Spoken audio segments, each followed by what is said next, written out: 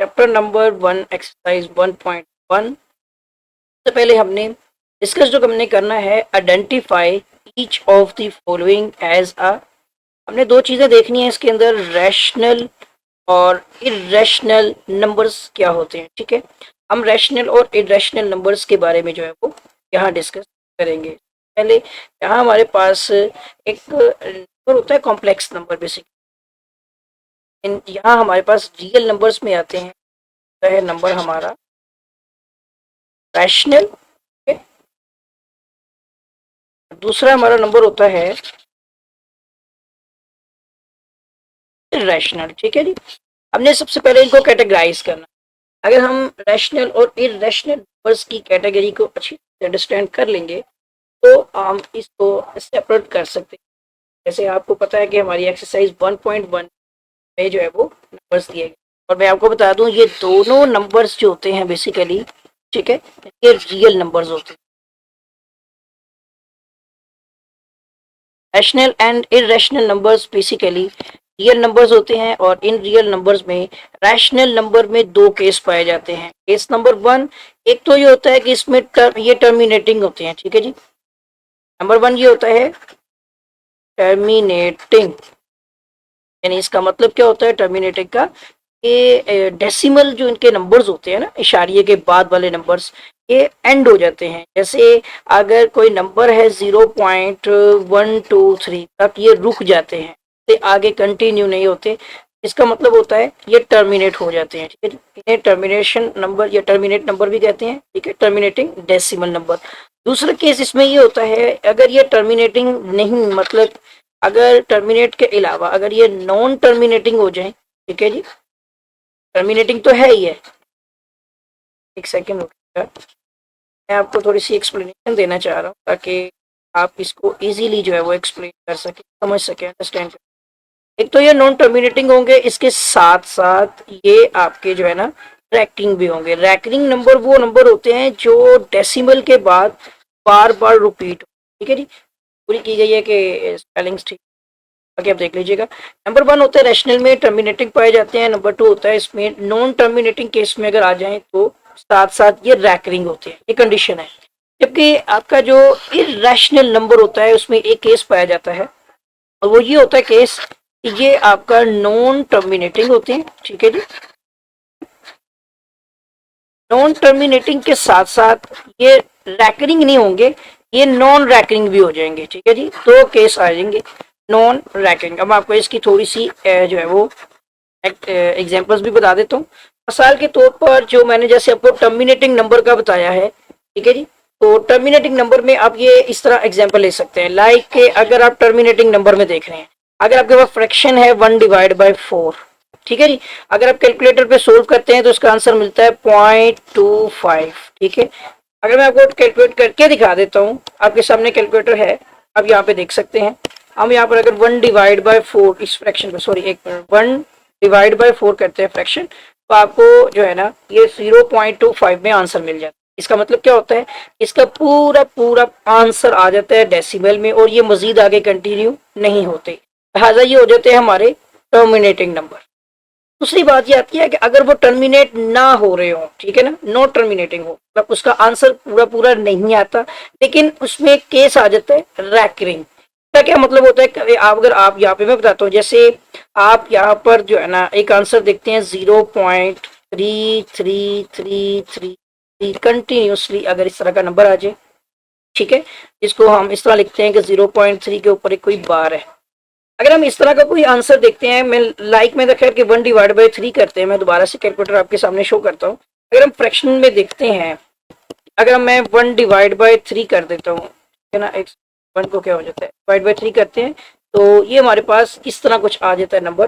जैसे 1/4 किया तो 0.25। अगर इसमें क्या हुआ कि आपने देखा यहाँ पर, जैसे मैंने अभी आपके सामने जो है यहाँ पे कुछ एग्जांपल्स लिखी थी, तो इसमें ये भी एक एग्जांपल, जैसे 1/3 हो गई। मिसाल के तौर पर कि ऐसा फ्रैक्शन जिसको आप सोल्व करें और इसको डेसिमल में ले जाएं नंबर में, तो वो पूरा पूरा आंसर दे देता है, तो वो टर्मिनेटिंग नंबर हो, इसमें मतलब मजीद आगे कोई गुंजाइश नहीं है।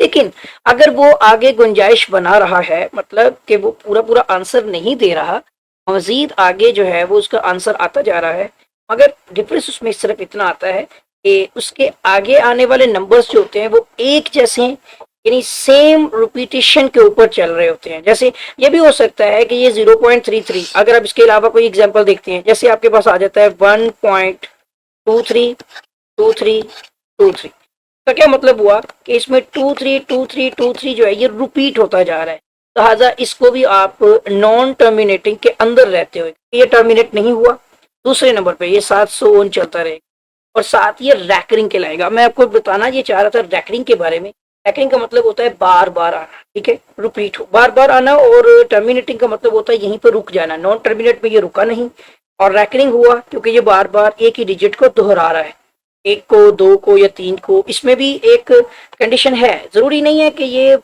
2323 ही हो सकता है, ज्यादा डिजिट्स भी हो सकते हैं। जैसे आपका आ सकता है यहाँ पे 1 आई थिंक हो जाएगा 123 अब ये तीन डिजिट्स पे मुश्तमिल हो गया, तीन पे भी, चार पे भी, मतलब रिपीट इसमें पाया जाएगा। इस चीज को हम बोलेंगे रैकरिंग। ये बात आपने अच्छी तरह से समझ लेनी है, ठीक है जी। अब अगर हम आते हैं नॉन टर्मिनेटिंग के ऊपर, वो तो हम पहले भी डिस्कस कर चुके हैं ना कि नॉन टर्मिनेटिंग में होता ऐसा ही है कि वो नंबर बार बार रिपीट नहीं होता। अगर कोई नंबर बार बार रिपीट नहीं होता और एक नया नंबर जनरेट करता जाता है, नया नंबर जनरेट करने से मुराद ये हो जाएगा, अगर आपका आंसर आता है 1 पॉइंट, वो नॉन रैकरिंग में चला जाएगा, क्योंकि हमें इसके साथ साथ नॉन रैकरिंग को अंडरस्टैंड करना है। तो रिपीट मतलब अगर स्टॉप नहीं हो रहा, अगर उसका आंसर आ रहा है 1.2369 ठीक है, फिर आ जाता है 3, फिर 7, फिर 8, मतलब आर पार कोई भी नंबर आएगा एक नया नंबर ही जनरेट होता जाएगा। तो इसका मतलब ये हुआ, एक तो ये रुक नहीं रहा, ठीक है, आंसर यहाँ पे स्टॉप नहीं हो रहा, तो ये हो गया नॉन टर्मिनेटिंग। दूसरे नंबर पे आता है कि अब ये एक नंबर को दोबारा से नहीं लेके आ रहा, यानी एक सीक्वेंस जैसे चल रही थी कि 2 3 2 3 2 3 या फिर 1 2 3 1 2 3 या फिर 1 2 3 4 1 2 3 4, यानी पॉइंट्स के बाद में वो केस नहीं है, हर एक नया नंबर देता जा रहा है, तो ये हमारा हो जाएगा नॉन रैकरिंग, ठीक है। थोड़ी सी एक्सप्लेनेशन थी।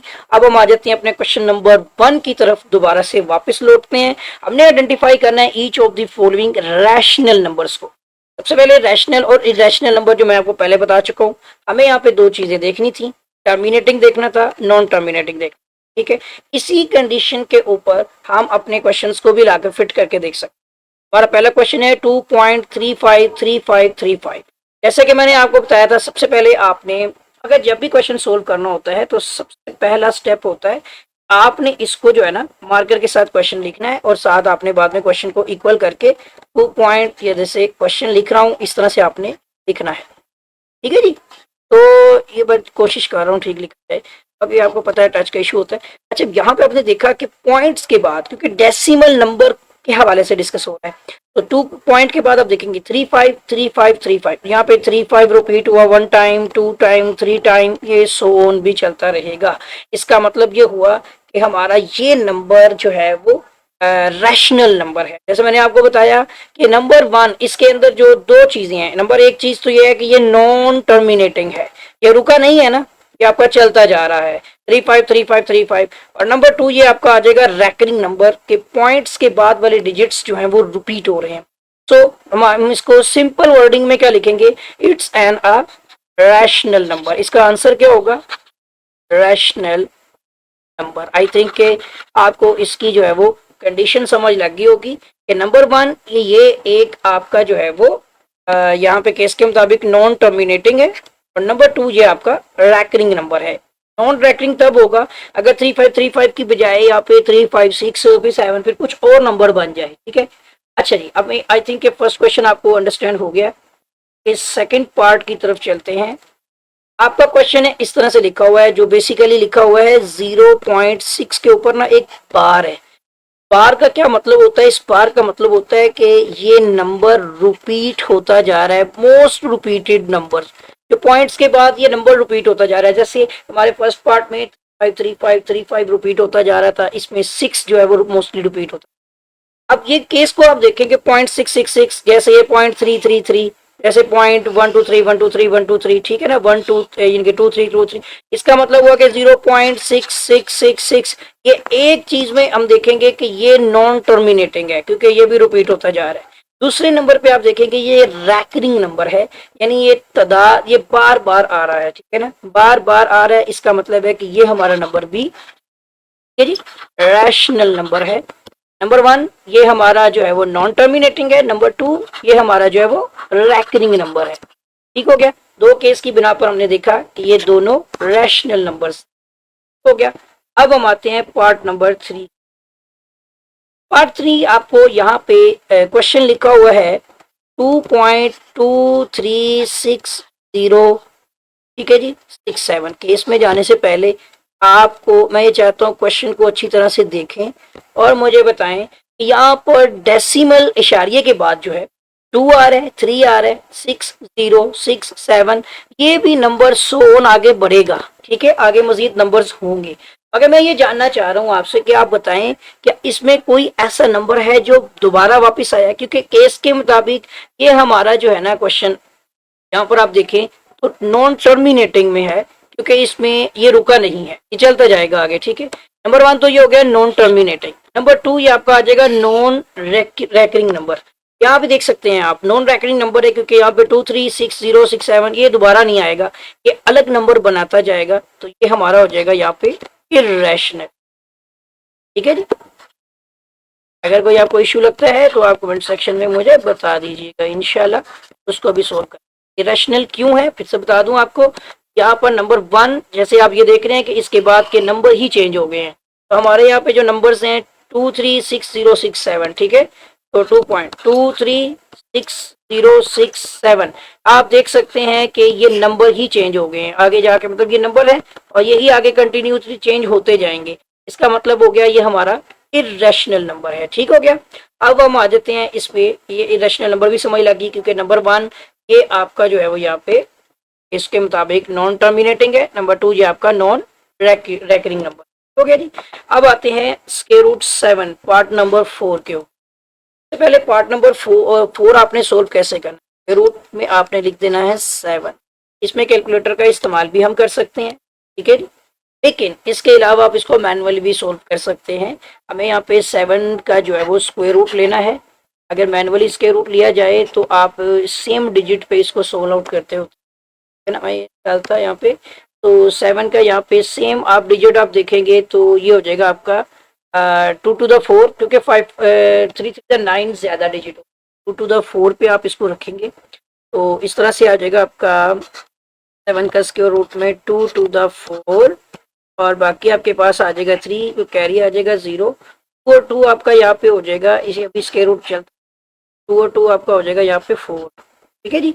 और इसके बाद सेम डिजिट आपने यहाँ पे रखना होता है, इस पे तो काम नहीं चलेगा, तो आपको पॉइंट भी डालना पड़ेगा, ठीक है, फिर जाकर आप इसको जो है वो मजीद कटिंग कर सकते हैं। तो हमें देखना पड़ेगा 4 5 तो बहुत ज्यादा तो कम होगा, अभी 6 था 24, 4 7 था 7 7 था 49 करेंगे तो में भी हो सके, 7 7 था 49, ठीक है जी, 49 में 9 तो कैरी हो जाएगा, नहीं बहुत ज्यादा डिजिट हो ये, अभी कम करना पड़ेगा हमें, ठीक, ये काम करते हैं मैनुअल करने की बजाय मैं आपको कैलकुलेटर पे ही दिखा देता हूँ, कैलकुलेटर निकालते हैं फिर डिजिट्स देख वक्त तो बिल्कुल टाइम नहीं है, स्क्वायर रूट 7 लिख के आप इक्वल कर दें और SD का बटन प्रेस, डिजिट मिलता है इसका 2.6457, ठीक है, मैं यहाँ पे लिखता हूँ, देखें 2.6457 डिजिट्स आप देख रहे होंगे, ठीक है ना, 6457, उसके बाद 51311, ठीक है जी। तो यहाँ पे क्या चीज अंडरस्टैंड होती है 311, मैं इतना देखता हूँ यहाँ पे, मैं अब आपको कैलकुलेटर हाइड कर देते हैं और अपनी कैलकुलेशन को भी साथ इससे टैली करके देखते हैं, ठीक है ना, 2.6 पे किया हुआ है उसने, ठीक है, यहाँ पे जो है करके तो उसने इसको सोल्व किया, जैसे 36 हो गया, 36 में 3 कैरी हो गया, 4 6 था 24, और ये जगह 27, फिर मजीद करते जाएंगे, तो यहाँ पे पॉइंट भी लगाना है क्योंकि आपने यहाँ पे सिफर लगाए हुए हैं, तो ये बड़ा लेंथी प्रोसीजर हो जाएगा, कैलकुलेटर पे डायरेक्ट कीजिएगा। लेकिन यहाँ जो चीज समझने वाली है, मैं जरा सही कर दूं, यहाँ जो चीज समझने वाली है वो ये है कि नंबर वन तो आपके पास आ रहा है 2.64, ये कोई भी एक, तो ये आपका क्या आ गया इसमें कि ये नॉन टर्मिनेटिंग नंबर है, नंबर 2 ये आपका रैकरिंग नहीं, नॉन रैकरिंग नंबर है कि इसमें पॉइंट्स के बाद कोई भी नंबर रिपीट नहीं हुआ, ठीक है। अच्छा जी, इसके अलावा सादी वर्डिंग में मैं आपको एक बात बता दूं कि जब भी आपके पास कोई स्क्वायर रूट आए और वो पूरा पूरा कटे ना, जैसे 4 आया था ना स्क्वायर रूट 4, तो उसका तो 2 हो जाता है, 9 का 3 हो जाता है, ठीक है। अगर आपके पास स्क्वायर रूट में आ जाता है 2, स्क्वायर रूट में आ जाता है 3, स्क्वायर रूट में आ जाता है 5, स्क्वायर रूट में आ जाता है 6, स्क्वायर रूट में 7, ठीक है। ऐसे सारे स्क्वायर रूट जिनका स्क्वायर रूट पॉसिबल ही नहीं होता, तो वो आपके इर्रेशनल नंबर्स होते हैं, ठीक है जी। ये आपने आम सादा लफ्जों में समझना है कि जब भी आपके पास कोई स्क्वायर रूट आ जाए जिसका स्क्वायर रूट नहीं कटता, तो वो आपका इर्रेशनल नंबर ही होता है, ठीक है जी।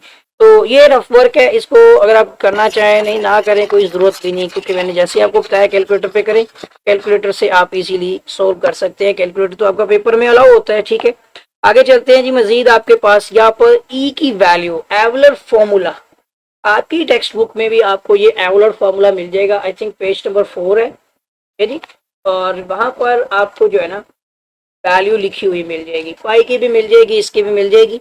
तो जो इसकी वैल्यू होती है ना वाले की, वैसे ही आपको जनरली लिखने की जरूरत नहीं होती, लेकिन मैं आपको बता दूं कि ई की जो वैल्यू होती है वो होती है 2.71, ठीक है जी। 82 के बाद फिर 81, फिर 82, ओके हो गया, फिर 84, फिर 59, फिर 04।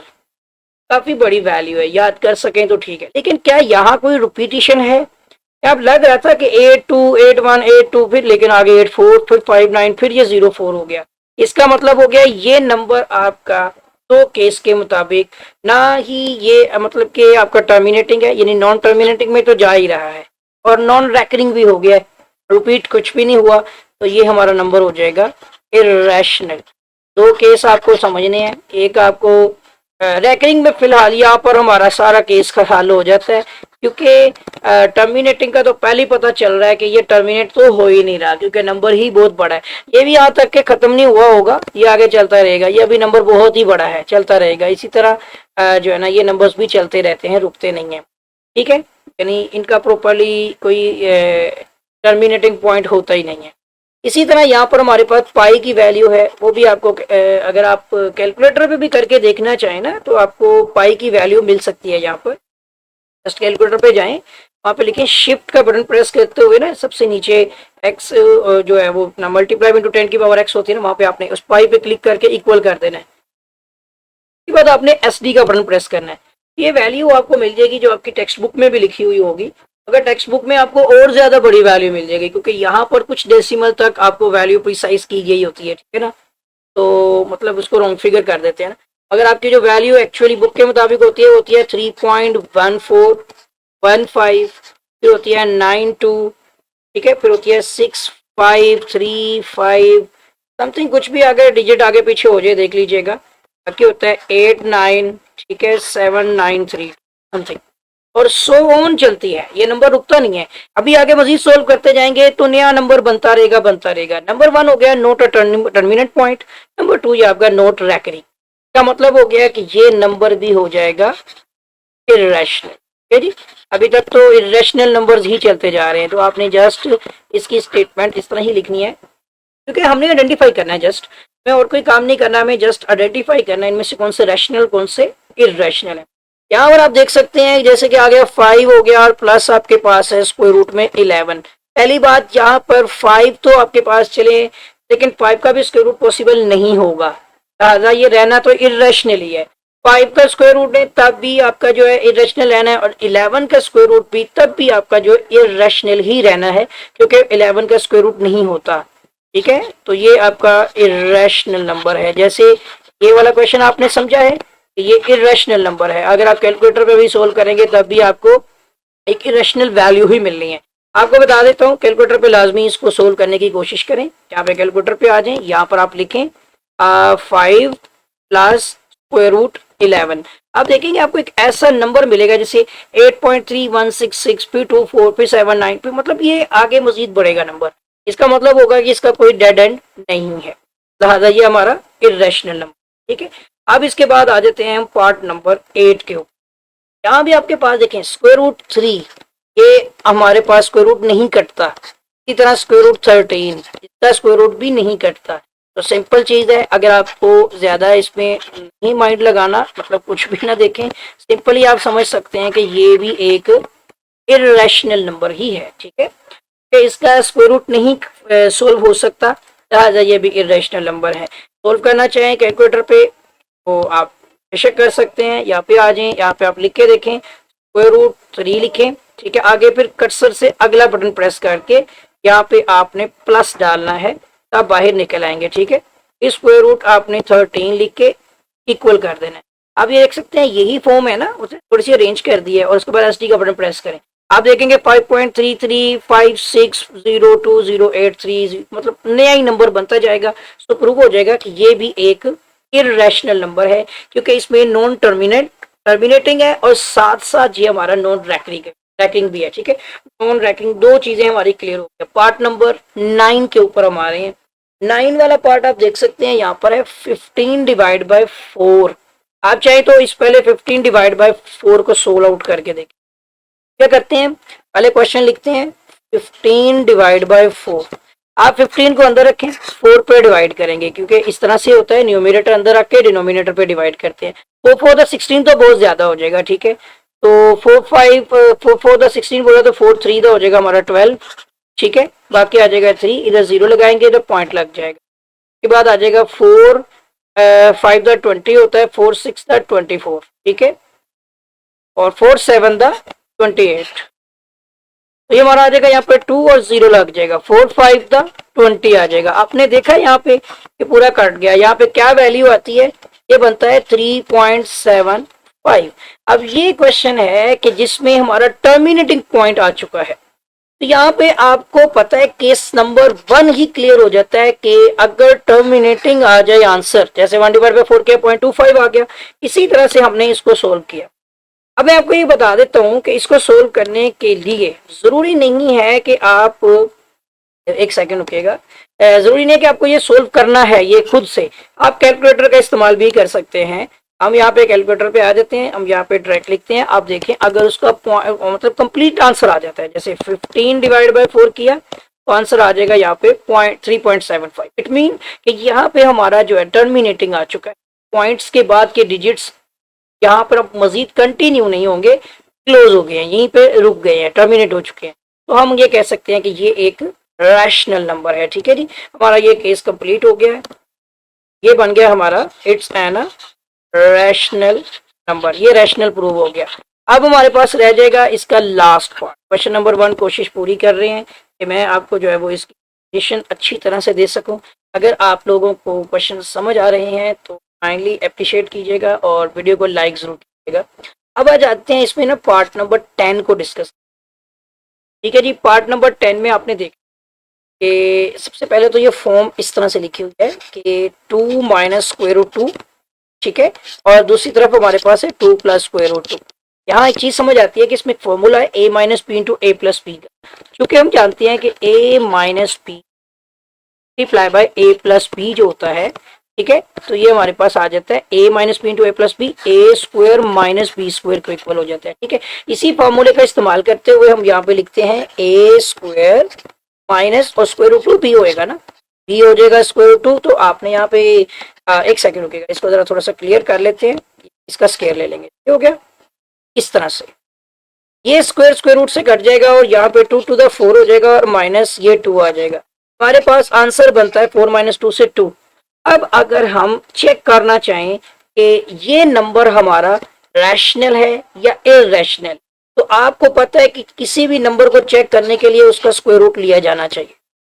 अब हमें इसका स्क्वायर रूट लेना है, क्योंकि इसका स्क्वायर रूट आपको पता है कि नहीं बनता, तो ये इररेशनल है। ठीक है जी, और ये क्यों इररेशनल है इसके लिए मैं आपको पहले वैसे वजाहत दे चुका हूँ, चाहे स्क्वायर रूट 3 हो चाहे स्क्वायर रूट कुछ भी हो, अगर स्क्वायर रूट नहीं कटता है लिहाजा ये हमारा इररेशनल नंबर है। अब यहाँ पे कैलकुलेटर पे आ जाए और स्क्वायर रूट 2 लिख के इक्वल कर दें, ये आ गया। अब आपने SD का बटन प्रेस करना है, तो आप देख सकते हैं 1.4142135562, बिकॉज कि ये नॉन टर्मिनेटिंग के साथ साथ नॉन रैकरिंग नंबर है, सो प्रूफ करता है कि इट्स एन इरेशनल नंबर कि ये हमारा इरेशनल नंबर। आई होप कि हमारा क्वेश्चन 1 आपको समझ आ गया होगा। Question number 2, represent the following numbers on number line. अच्छा, हमने ना जाहिर करनी है नंबर लाइन के ऊपर ना कि नंबर को रिप्रेजेंट करना है, जाहिर करना है। पहले क्या करते हैं, आप यहाँ पर जो है ना एक लाइन ड्रॉ कर लें। जैसे कि यहाँ पे एक लाइन ड्रॉ कर लेता हूँ, ये स्क्वायर रूट 2 है ना, तो हम यहाँ पर एक सिंपल लाइन ड्रॉ कर लेते हैं।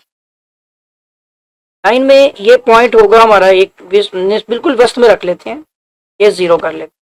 और राइट साइड पे जो है हम नंबर बनाते हैं, जैसे यहाँ पे आ जाएगा 1, ये पॉइंट ले लेते हैं हम यहाँ पे 2, ठीक है। और लेफ्ट साइड की तरफ जो आता जाएगा ये नेगेटिव की तरफ आएगा, जैसे -1, इसको रख लेते हैं -2। इतना ज़्यादा नंबर लगाने की ज़रूरत नहीं है, लाइन बनानी है हमने, क्योंकि हमें स्क्वायर रूट 2 लेना है। बाकी है कि आप यहाँ पे लाइन्स लगा सकते हैं। अब हमने क्या करना है, थोड़ा सा पुरकार का इस्तेमाल भी हो सकता है। अगर आप पुरकार का इस्तेमाल करते हैं तो बेहतर है कि आपने लाइन के ऊपर ड्रॉ करते हुए वो पॉइंट बनाना है। बनाना किस तरह से है, मैं अब यहाँ पे पुरकार इस्तेमाल नहीं कर सकता, तो ये कोशिश करता हूँ आपको समझाने की। स्क्वायर रूट 2 है, अगर आप कैलकुलेटर पे निकालते हैं आपको पॉइंट्स में वैल्यू मिलेगी। जैसे आप यहाँ पे लिखते हैं स्क्वायर रूट 2, आपको पता है हमने सोल्व किया था, तो 1.4142 और 13, तो ये 1 से ऊपर ही जाएगी वैल्यू, ठीक है ना। 1 से ऊपर वैल्यू जाएगी, लिहाजा आप क्या करने वाले हैं इसको, अब यहाँ चाहे तो इसकी वैल्यू लिख सकते हैं, क्या है 1.4142, ये मैं यहाँ पे लिख देता हूँ, ठीक है, जो वैल्यू यहाँ पे आ रही है। तो ये इक्वल होता है वैसे 1.4142 के बाद आ जाएगा जी 13562, सही हो गया। अब ये नंबर कुछ इस तरह से है, और ये इरेशनल नंबर तो बेसिकली है, लेकिन हमें उसके बारे में जानना नहीं है, हमें इसको लाइन के ऊपर ड्रॉ करना है। सबसे पहला काम आपने इस तरह कर लेना है, हमने पाइथागोरस थ्योरम का भी इस्तेमाल करना है यहाँ पर, मसला फिसागोरस कहते हैं जिसको, और ट्राइंगल के जरिए से हम इसको सोल्व करेंगे। आपने यहाँ पर जो भी लाइन का इस्तेमाल करना है, मैं कलर चेंज करके आपको एक्सप्लेन करने की कोशिश करूंगा।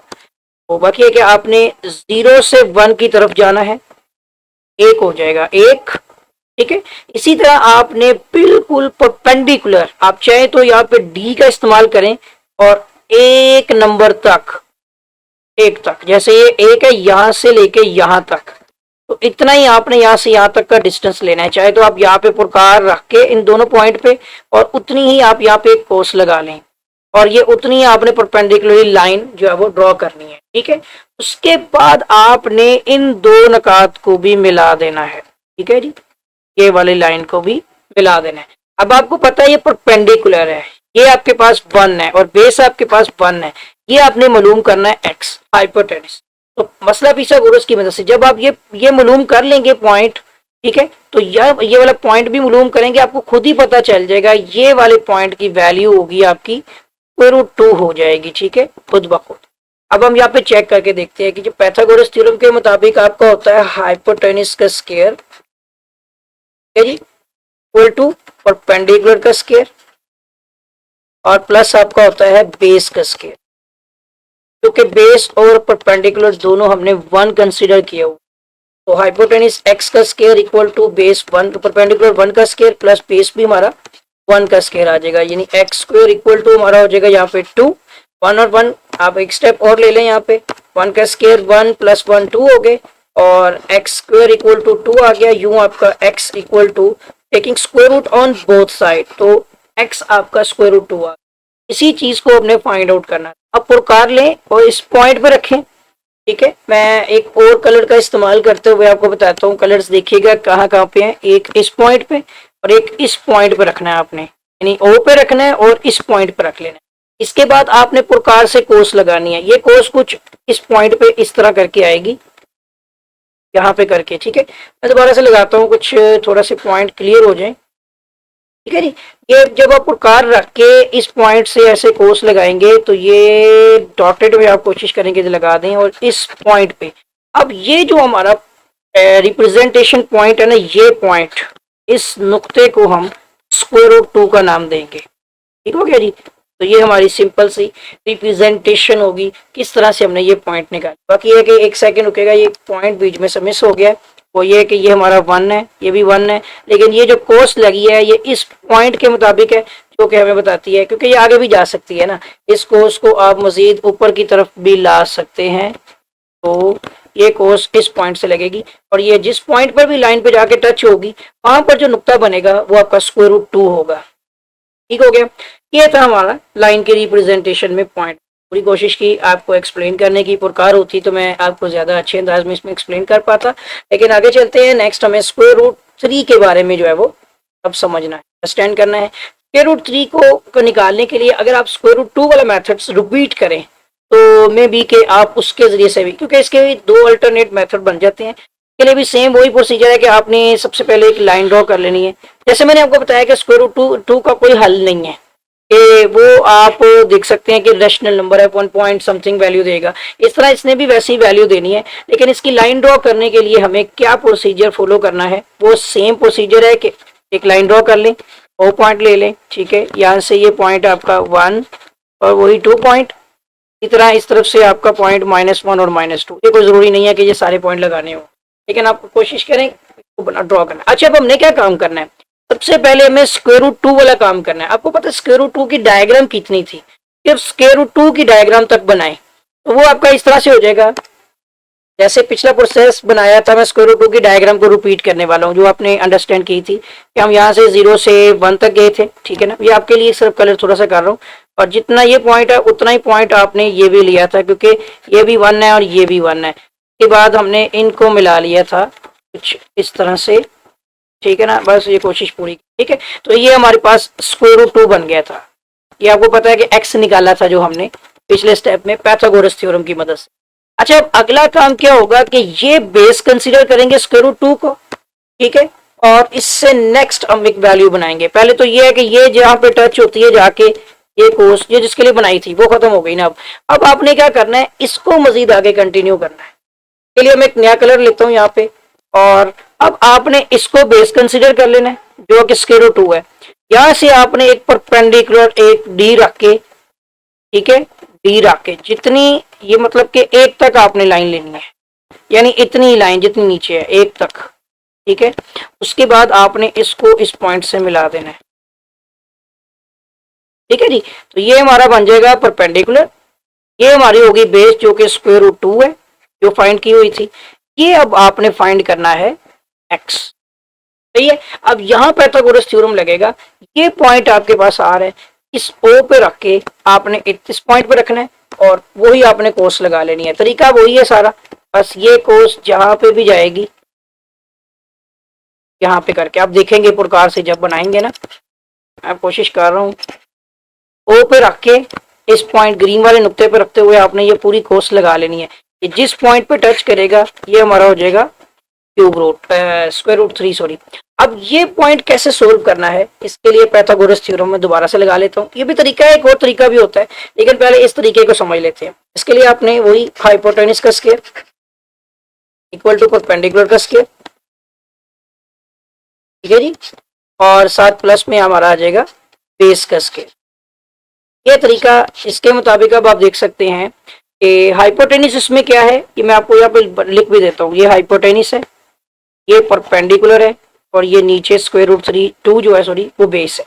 अब यहाँ पे आ जाएगा हाइपोटेनस हमारे पास, तो आपको पता है इसमें x है, और फिर वही चीज ही है, x लिख देंगे, x का स्क्वायर इक्वल टू परपेंडिकुलर हमारे पास जो है वो 1 का स्क्वायर है, ठीक है, प्लस बेस हमारे पास √2 का स्क्वायर है। तो ये आप देख सकते हैं x स्क्वायर इक्वल टू ये 1 हो गया, प्लस स्क्वायर रूट से कट गया 2 आ जाएगा, वैसे ही 2 + 1 3 हो गए, x स्क्वायर इक्वल टू 3, तो taking square root on both side, वो हमारे पास ये आ जाएगा √3।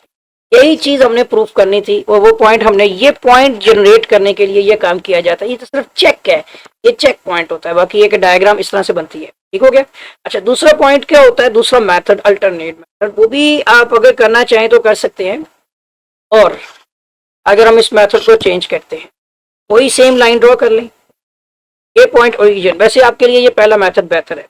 ओरिजिन पॉइंट पे आ जाए, ठीक है, यहाँ पे आ जाएगा आपका ये +1, यहाँ पे आ जाएगा 2, यहाँ पे आ जाएगा -1, यहाँ पे आ जाएगा -2। -1 2 की जरूरत नहीं है, यहाँ पे रख के अब आपने करना क्या है, करना इस तरह से कि यहाँ से 1 ले लें, मैं कलर चेंज करके आपको बता देता हूँ। यहाँ से आप 1 ले लें, पैथागोरस पे लगाएंगे ना, और यहाँ से आपने 1 लेने के बाद वो कार ओपन कर लेनी है और 2 तक आपने कोस लगानी है, यहाँ से 2 डिजिट तक आपने कोस लगानी है 2 के बराबर की। ये उसके बाद आपने इसका परपेंडिकुलरी अमूद खींचना है जहां पे कोस आए, और वहां पर जाके आपने इसको इसके साथ टच कर देना है, ठीक है। क्योंकि हमें ये पता है ये 2 है, सही हो गया, ये पता है ये 1 है, अब ये x होगा। अब ये x की बुनियाद पर आप ये काम कर सकते हैं। जैसे मैंने आपको बताया कि इसको आपने 2 प्रकार की मदद से आपने ये कोस लगा लेनी है, और जहां पर ये परपेंडिकुलरली जाके टच करेगा वो पॉइंट आपका आ जाएगा, उसी पॉइंट से आपने ये डॉटेड में कोस लगानी होती है ना। तो इसको मैं इधर ही सोल्व कर देता हूँ इसी कलर से, तो वही चीज आएगी पाइथागोरस थ्योरम के मुताबिक।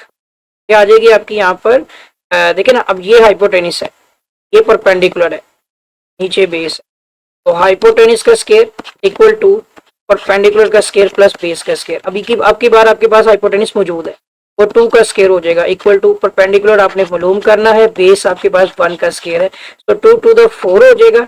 और ये आपके पास है यहाँ पे, चले एक स्टेप ले लेते हैं, एक्स स्क्वायर प्लस 1 आ गया, ये उधर चला जाएगा, 4 minus 1 equal to X square हो गया। इस तरह क्या हो जाएगा, 3 इक्वल टू एक्स स्क्वायर, यानी कि x इक्वल टू आपका स्क्वायर रूट 3 ही आ गया, square root on both side, ठीक है, और जगह बदल ली हमने, तो ये हमारे पास वही वैल्यू बनती है। इसके हिसाब से भी आप कर सकते हैं, ये वाला पॉइंट बनेगा। और सिंपल चीज है कि आपने की भी कोस लगानी है, कलर चेंज कर, इसकी कोस भी आपने इस पॉइंट से लगानी है, और ये जिस जगह पर जाके लाइन को कट करेगी वही चीज ही बनेगी, सेम टू सेम, और ये फॉर्मूला ऐसे बनेगी, ठीक है। ये जिस पॉइंट पे जाके टच होगा वो आपका स्क्वायर रूट 3 हो। ये 2 चीजें हैं, दोनों में से कोई भी मेथड आपको जो है अगर अंडरस्टैंड हो जाता है, अगर अभी भी आपको इसमें कोई प्रॉब्लम आए तो काइंडली बताइएगा, मैं इसमें शॉर्ट बना के दोबारा से इसको सेपरेटली अपलोड कर दूँ, ठीक है। अब आ जाते हैं हम इस पॉइंट के ऊपर जिसमें आता है 4 से 1/3 जिसको कहते हैं ना, एक लाइन ड्रॉ करनी है आपने, इसे ये भी तोड़ सकते हैं, बाकी है कि इसको कुछ भी ना करें तो इजीली सोल्व हो जाता है। तो प्रोसीजर है इस तरह के, एक लाइन ड्रॉ कर लें, ठीक है, 4 के पॉजिटिव तक आ रहे हैं ना, तो 4 पॉजिटिव तक जाना चाहिए, कुछ भी नहीं करना, क्योंकि लाइन पर रिप्रेजेंट करना है। तो आप जगह पे एक पॉइंट पे 0 लगा लें, यहाँ से आ जाएगा हमारा 1, ये आ जाएगा 2, ये आ जाएगा 3, ये आ जाएगा 4। अब 4 से ज्यादा रीडिंग है तो लाइन बड़ी ही ड्रॉ करें, उसके बाद आ जाएगा आपका 5 और ये हो जाएगा 6। चलिए इतना कर लेते हैं, यहाँ से -1 और -2 तक रहने देते हैं। अब क्यों इतनी बड़ी लाइन लगानी पड़ी, क्योंकि देखिए यहाँ पे 4 आ रहा है, सबसे पहले नंबर पे है 4, आपने पूरे 4 काउंट करने हैं, 0 से ये 1 तक, ये 1, ये 2, अब कोई और कलर लेते हैं ताकि आपको अंडरस्टैंड हो सके। 2 से ये 1 हो गया, ये 2 हो गया, ये 3 और ये 4 पूरे हो गए। 4 के बाद आपने लाइन को 3 हिस्सों में डिवाइड करना है, 4 से 5 के दरमियान में 3 हिस्सों में करेंगे तो 2 लाइनें बनेंगी, यानी इस तरह से, ठीक है जी। ये 1 हो गया, ये दूसरा हो गया, ये तीसरा हो गया, और आपने चूज करना है जस्ट 1 पहले वाले को, और पहले वाले को आपने चूज करना। तो ये हमारा हो जाएगा यहाँ पे 4 सही 1/3, सही है जी। तो ये लाइन ड्रॉ हो चुकी है, इसी तरह से काम था। अब आगे आ जाते हैं, सिर्फ लाइन पे रिप्रेजेंट करने का जो मेथड होता है वो यही। अब आपने यहाँ पे फिर से एक लाइन ड्रॉ कर लेनी है। अब ये -2 और फिर ये आपकी जो वैल्यू बनती है ना, तो यहाँ पे अब आप, मैं इधर करके लिख रहा हूँ क्योंकि आपको समझाता हूँ। यहाँ से आ जाएगा 1, यहाँ से आ जाएगा 2, क्योंकि रीडिंग नेगेटिव में है, ये हो जाएगा -1, ये आगे हो जाएगा हमारा -2, फिर आगे आ जाएगा -3। अगर मैं लाइन और बड़ी ड्रॉ करता तो ज़्यादा बेहतर था बहरहाल, लेकिन आपको समझाना चाह रहा हूँ कि माइनस में अब देखिए ये यहाँ पे -1 है, यहाँ पे -2 क्रॉस कर जाएंगे, और 1 एक सही 7 हिस्से करेंगे, 7, 2 और 3 के दरमियान। तो ये यहाँ पे देखना पड़ेगा, जैसे 1, 2, 3, 4, 5, 6 और ये लास्ट में 7, यानी लाइनें 6 लगेंगी। लाइनें काउंट करते हैं सेंटर वाली, 1, 2, 3, 4, 5, 6 लाइनें लाल हैं, क्या देख सकते हैं। और आपने उसमें से पहली लाइन चूज कर लेनी है, फर्स्ट वाली, है जी, ये हमारी। और इस पॉइंट पे हम कहेंगे ये -2 से 1/7 आ जाएगा, ये हो गया। अब आगे आ जाते हैं, अब हमारे पास इसका पार्ट नंबर 5 आ रहा है, उसमें भी सेम यही काम करना है, कोई मतलब इसमें रॉकेट साइंस नहीं। आप बस यहाँ पे थोड़ा सा समझें कि इसके शुरू में कोई पॉइंट नहीं है, इट मीन कि ये 0 से स्टार्ट होता है। जैसे ये नीचे 2 से स्टार्ट हो रहा है ना, ये 0 से स्टार्ट हो रहा है। यहाँ पे फिर से आपने वही एक लाइन ड्रॉ कर लेनी है। लाइन में आपने ये पॉइंट है हमारा, तो स्केल थोड़ा सा बढ़ा कर लेते हैं इस पॉइंट, है ना। ये कर लेते हैं जी 1, और थोड़ा सा आगे ले जाते हैं, इसको कर देते हैं 2, इस तरफ कर देते हैं -1, ये कर देते हैं जी -2। अब आपने 0 और 1 के दरमियान में देखना है कि 0 क्रॉस नहीं हो रहा। अगर 1 होता है तो एक क्रॉस करके आगे जाते। अब इसके आगे आपने 8 टुकड़े करने हैं। देखते हैं, कलर चेंज करके देखते हैं तो थोड़ा सा आसान हो। 8 टुकड़े आपने इसके करने हैं, तो पहले हम इसका मिड कर लेते हैं। 4 इसके करने हैं, 4 इसके करने हैं। यहाँ पे इसका भी मिड कर लें और मजीद इनके मिड कर लें। तो ये देख लें जी 1 2 3 4 इसके हो, इसका मिड कर लेते हैं और मजीद इनके दोनों के भी मिड कर लेते हैं। 8 टुकड़े पूरे हो जाए। और उसमें से आपने टुकड़े 5 लेने हैं। तो जो बनाए हुए टुकड़े 5 लेने हैं ना, ये पहला रेड 1 2 3 4, ये जो 5वां टुकड़ा होगा ये हमारी लाइन बन जाएगी 5/8। 0 लिखने की जरूरत नहीं होती। ये हो गया। ये सिंपल सी रिप्रेजेंटेशन है, या रिप्रेजेंट करते हैं हम लाइन को। अब ये हमारा आ गया पार्ट नंबर 6। जी पार्ट नंबर 6 में है 2 से 3/4। 2 उसके बाद आगे 2 के बाद 2 से 3 के दरमियान में 4 टुकड़े होंगे ना। पहले लाइन ड्रॉ कर लेते हैं। ये हमारा पॉइंट आ गया यहाँ पे 0, यहाँ से आ गया 1, यहाँ से आ जाएगा 2, और लाइन आगे ड्रॉ कर लेते हैं। ये आ जाएगा हमारा यहाँ पे 3। तरफ माइनस में -1 -2, मजीद जरूरत नहीं है कि हमें पॉजिटिव में रहना है। और पॉजिटिव में आपको 2 काउंट पूरे करने हैं। ये आपका 1 1 हो गया और ये 2 2 पूरे हो गए, ठीक है। 0 से 1 तक, 1 से 2 तक 2 हो गए। आगे अपने अगले हिस्से में 3/4 है कि 2 और 3 के दरमियान में 4 टुकड़े करने हैं। तो आप इसका पहले मिड कर लें और उसके मजीद 2 2 टुकड़े कर लें, ठीक है जी। तो अब ये 1 2 के लेकर इस रेड टुकड़े तक ये एक हिस्सा बन रहा है ना। 1 ये 2 ये 3 और 4 हिस्से पूरे हो गए। आपने तीसरे हिस्से को लेना है, 3 हिस्से तक, ठीक है। तो ये हमारा पॉइंट हो जाएगा 2 से 3/4। ये हो गया जी। तो ये था हमारा इसका पार्ट नंबर, आई थिंक ये लास्ट पार्ट है। आई होप कि आपको ये वाला पार्ट भी समझ आ गया। Question number 3, press the following as a rational number p divide by q। p/q जो होता है, where p and q are integers and q is just not equal to 0। क्योंकि अगर q 0 हो जाता है तो ये हमारा जो है वो इंफिनिटी में चला जाता है, ठीक है जी। सबसे पहली चीज ये है कि हमें इसे लेट करना है, ठीक है। हमें एक्सप्रेस करके ना इसको बटे में लेके जाना है, फ्रैक्शन में लेके आना है p/q की फॉर्म में। सबसे पहले हम क्या कर लेते हैं, इसको लेट कर लेते हैं x इक्वल टू ये 0.4 के ऊपर जो है ना बार है, ठीक है।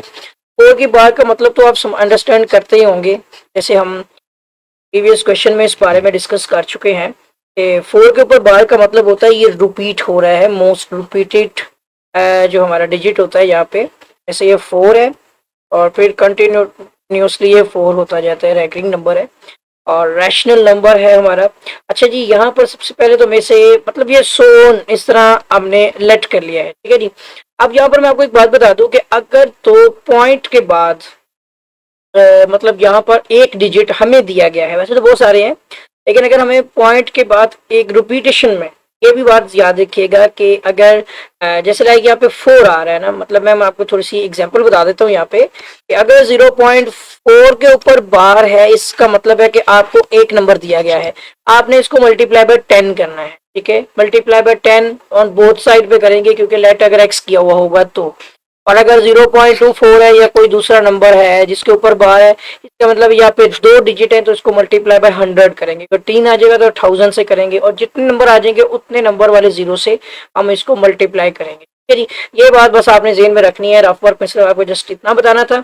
अब यहाँ पर हमने क्या किया, जैसे कि मैंने आपको बताया, इसको लेट कर लिया। अब multiply by 10 on both side, आपने दोनों तरफ पर इसको 10 से मल्टीप्लाई करना है, सही है। तो हम स्टेटमेंट लिखना चाहें तो लिख लेते हैं, बाकी हम इसको एक तो हम यहाँ पर जो पहला जो भी हमने बनाई है ना, इसको इक्वेशन नंबर 1 का नाम दे देते हैं और अब हम कहेंगे multiply by 10 on both side. आप लिखना चाहें लिख लें, multiply by 10 on both side.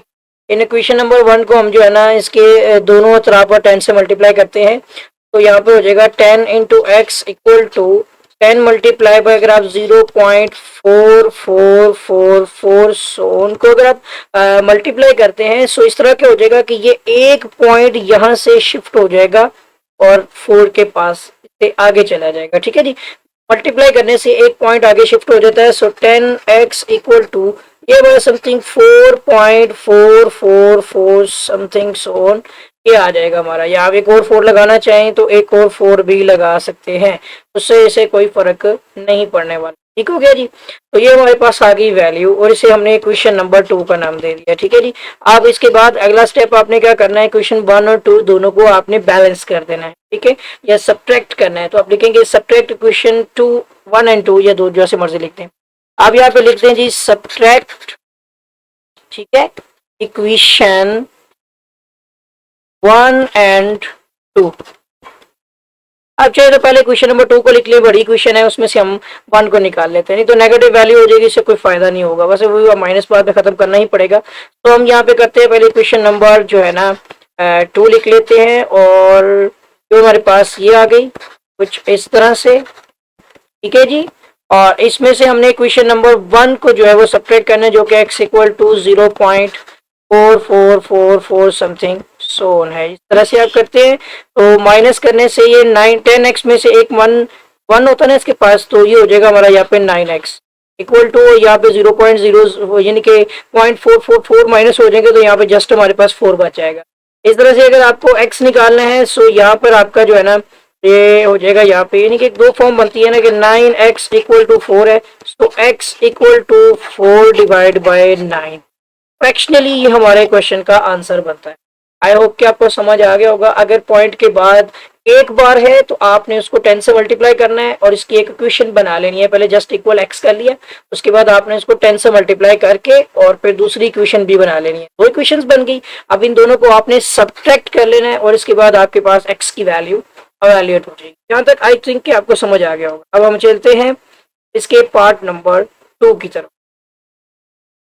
तो जिस तरह से आपने क्वेश्चन नंबर जो है वो इसका मतलब 3 का पार्ट 1 देखा था, इसी तरह से आपने पार्ट 2 को भी लेट करना है। सबसे पहले 0.37 के बार से, जैसे कि मैं आपको पहले भी बता चुका हूँ, बार का मतलब होता है कि ये आपका रेकरिंग नंबर यानी कि बार बार रिपीट होगा। तो हम यहाँ पर इसको लिखेंगे 0.373737 सो ये 3 बार लिखें, 4 बार, जितनी बार मर्जी आप लिख लें, ये नंबर अगला यही नंबर बनेगा। ठीक है जी।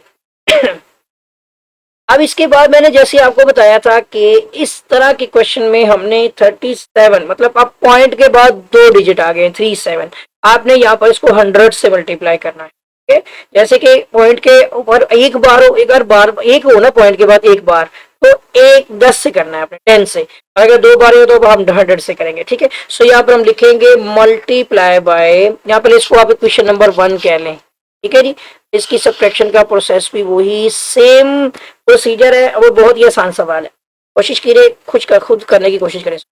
मल्टीप्लाई बाय 100, ठीक है, ऑन बोथ साइड, दोनों तरफ पर आपने ये बी डॉट एस जो है ना, या बी स्लैश एस भी लिख सकते हैं, तो बी डॉट एस जो है बोथ साइड होता है, दोनों तरफ पर 100 से मल्टीप्लाई करना। जरूरी नहीं होती है स्टेटमेंट लिखनी, ना भी लिखे तो यहाँ पर 100x किया तो इक्वल टू यहाँ भी 100 मल्टीप्लाई बाय 0.373737।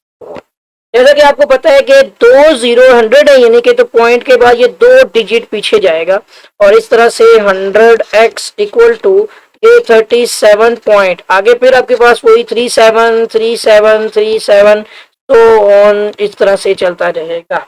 यानी आप अगले भी 37 लिख सकते हैं, 2-3 और लिखने कोई इश्यू नहीं है, ज्यादा भी लिख सकते हैं। तो ये हमारा हो जाएगा यहाँ पे क्वेश्चन नंबर 2। ठीक है जी, 2 इक्वेशंस फिर से बन गई हैं। अब फिर से हमें बैलेंस करना है या हमें सब्ट्रैक्ट करना है, बैलेंस भी लिख सकते हैं। तो हमें लिखेंगे abstract equation, subtract sorry, equation number 1 and 2, जैसे मर्जी नंबर में लिख लें। अब हम सबसे पहले बड़ी वैल्यू, आपको पता है कि 100x इक्वल टू 37.373737, मैं इसलिए लिख देता हूँ सेम, ताकि सब्ट्रैक्ट करने में आपको प्रॉब्लम ना आए, क्योंकि बेसिकली पता क्या है, डॉटेड के पीछे छुपी हुई 37 की ही वैल्यूज है। अगर आप चाहेंगे तो इसके अंदर छुपी हुई वैल्यूज को वो बाहर नहीं निकाला हुआ है, तो हमने बैलेंस कर लिया है, क्योंकि दूसरी वैल्यू हमारी जो पहली क्वेश्चन 1 है वो x इक्वल टू 0.373737, इसके लिए मैंने मजीद आगे से 2 एक्सप्लोर कर ली थी, तो कोई फर्क नहीं पड़ता। ठीक है, यहाँ से सब्ट्रैक्ट करेंगे, ये माइनस हो जाएगी, ये वैल्यू 1 है। 100 में से आप अगर 1 निकालते हैं तो ये 99x इक्वल टू, यहाँ पर हमारे पास ये वैल्यू भी ये कट जाएगी ना, बाकी तो 37 आ जाएगा। तो हमारे यहाँ पे वैल्यू बनती है, क्योंकि ये बनता है 99x इक्वल टू 37, तो आप यहाँ पे लिख सकते हैं x equal to 37 divide by 99।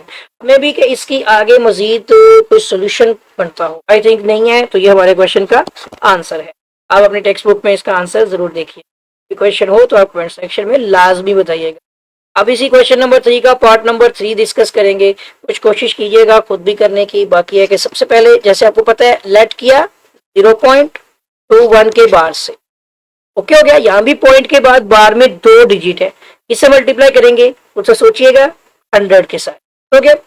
अब यहाँ पर आपने क्या करना है, x इक्वल टू 0.212121, एक और भी मैं लिख सकता हूँ, उससे कोई फर्क नहीं पड़ेगा, बाकी मैंने इतने की लिखती हैं कि आगे भी यही आएंगे। ठीक है, उसके बाद अब हमने क्या करना है, multiply by 100 on both side. Statement लिखने की जरूरत नहीं है, कोई इशू नहीं। तो 100 इसको आप चाहे बस इक्वेशन 1 लिख दें, और इसको 100x equal to 100 multiply by 0.212121 so on, तो ये हमारा हो जाएगा 100x। आपको पता है कि इस 100 की वजह से 0.2 डिजिट पीछे चला जाएगा, और ये हो जाएगा 21.212121 सो ऑन। मैंने जैसे भी लिख दिया, यहाँ पे कोई इशू नहीं आता।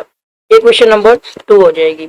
अब हमने क्वेश्चन 1 और 2 दोनों को वही सेम प्रोसेस है, क्या करेंगे, सब्ट्रैक्ट करेंगे या बैलेंस करेंगे।